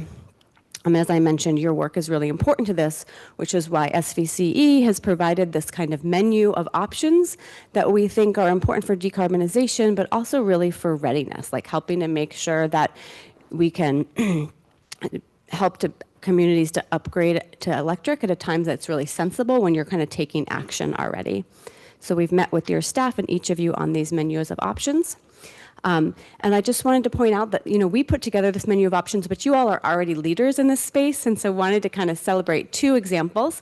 I'll have to let Director Mukachuk know that we did shout out to Monte Sereno since he's not here anymore. But one example, in Monte Sereno, already the city, without SVCE's help, approves online permits for heat pump water heaters and heat pump HVAC, including inspections within 1 business day. So this is a real sign that this is possible. Another great example of leading action, Sunnyvale has a green building program that incentivizes all-electric new construction by basically providing any new construction that is all-electric with the ability to build higher or larger, depending on the building type, and also to not have to go through the design review process. So this is like an important reminder that we say all the time, that codes and policies aren't just sticks, but can actually really incorporate carrots that make it easier to electrify. That's kind of the theme of what we're pushing, right? Let's make this easier, more sensible for people. This is a quick snapshot of the status that each of you are at currently. What I will simply point out is that we have 4 agencies that are looking like they are moving towards leading, many agencies that are still in the process deciding stage over the next several months. And the strategies that have been of the most interest are requirements around bidirectional AC installation, certifying contractors to streamline permitting, and incentivizing electrification at remodel. And just to close out, because I started with this whole notion that this is really about impact, right? And this is about bending that carbon curve and making it easier for our residents. So just as an illustrative example of how we can move to this faster and cheaper through building codes, if all of our member agencies were to adopt pre-wiring requirements, that would start in 2025, this could lead of tens of thousands of electric-ready homes by 2030. You can think about how much easier those regulations would be in our communities if we adopt these kinds of regulations. Tens of thousands of homes would be able to do this faster. Requiring bidirectional air conditioning at the time of replacement, if all of our member agencies were to adopt such a policy, it could add around 20,000 heat pumps by 2029.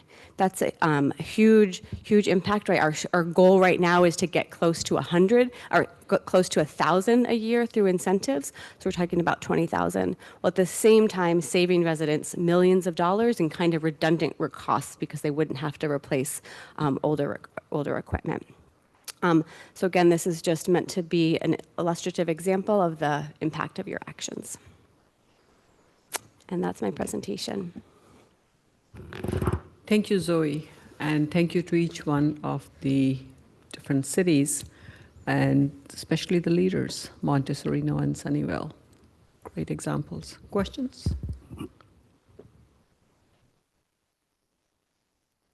Seeing none, I open the public comment period.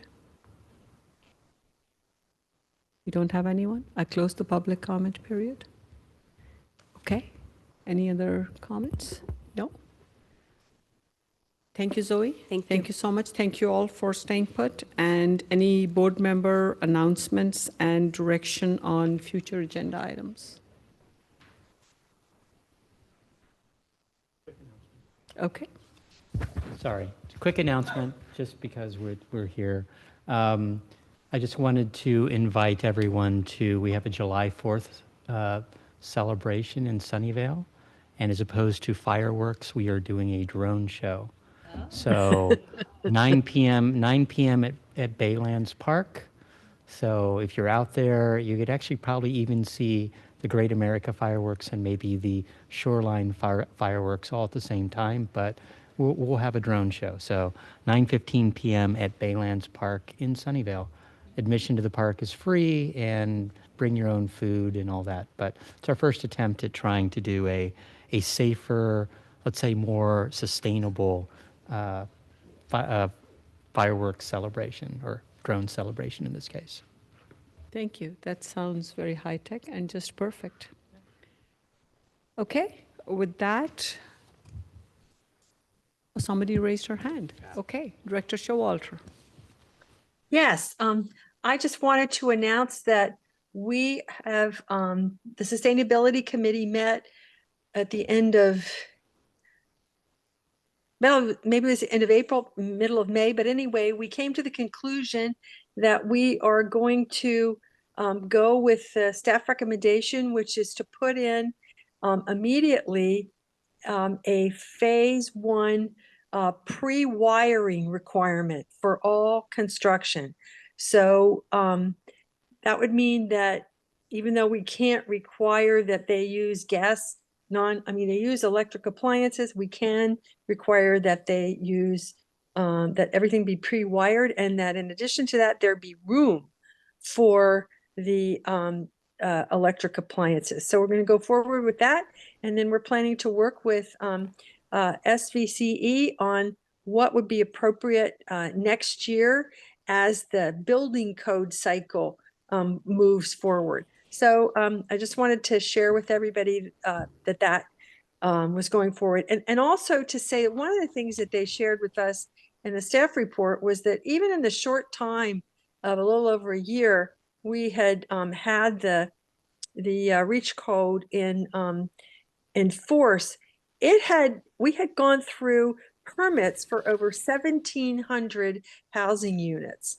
And so I felt like that was really a pretty wonderful accomplishment. And I just wanted to share that with you, that, talking about how these policy decisions, they really, the impact begins immediately. And then just talking about fun things to do on July 24th, we have a tech showcase. It's at noontime on the Civic Center Plaza. And basically what it is it's a time for companies that work in Mountain View to sort of share with the public what they are creating. And it's a great way to spend a lunch hour. So I hope you'll join us for that. Thank you. Director Showalter, thank you so much for the invite and the updates. One minor clarification. Did I hear from you the Sustainability Committee, or has the council approved the pre-wiring phase 1 in Mountain View? You heard the Sustainability Committee, and it will be on our agenda on June 25th for the council to approve. Okay, thank you. Appreciate the clarification. Any other announcements? Seeing none, I would, at 10:04 p.m., I would like to adjourn the meeting in memory of our SVCE's late employee, Jesse Park.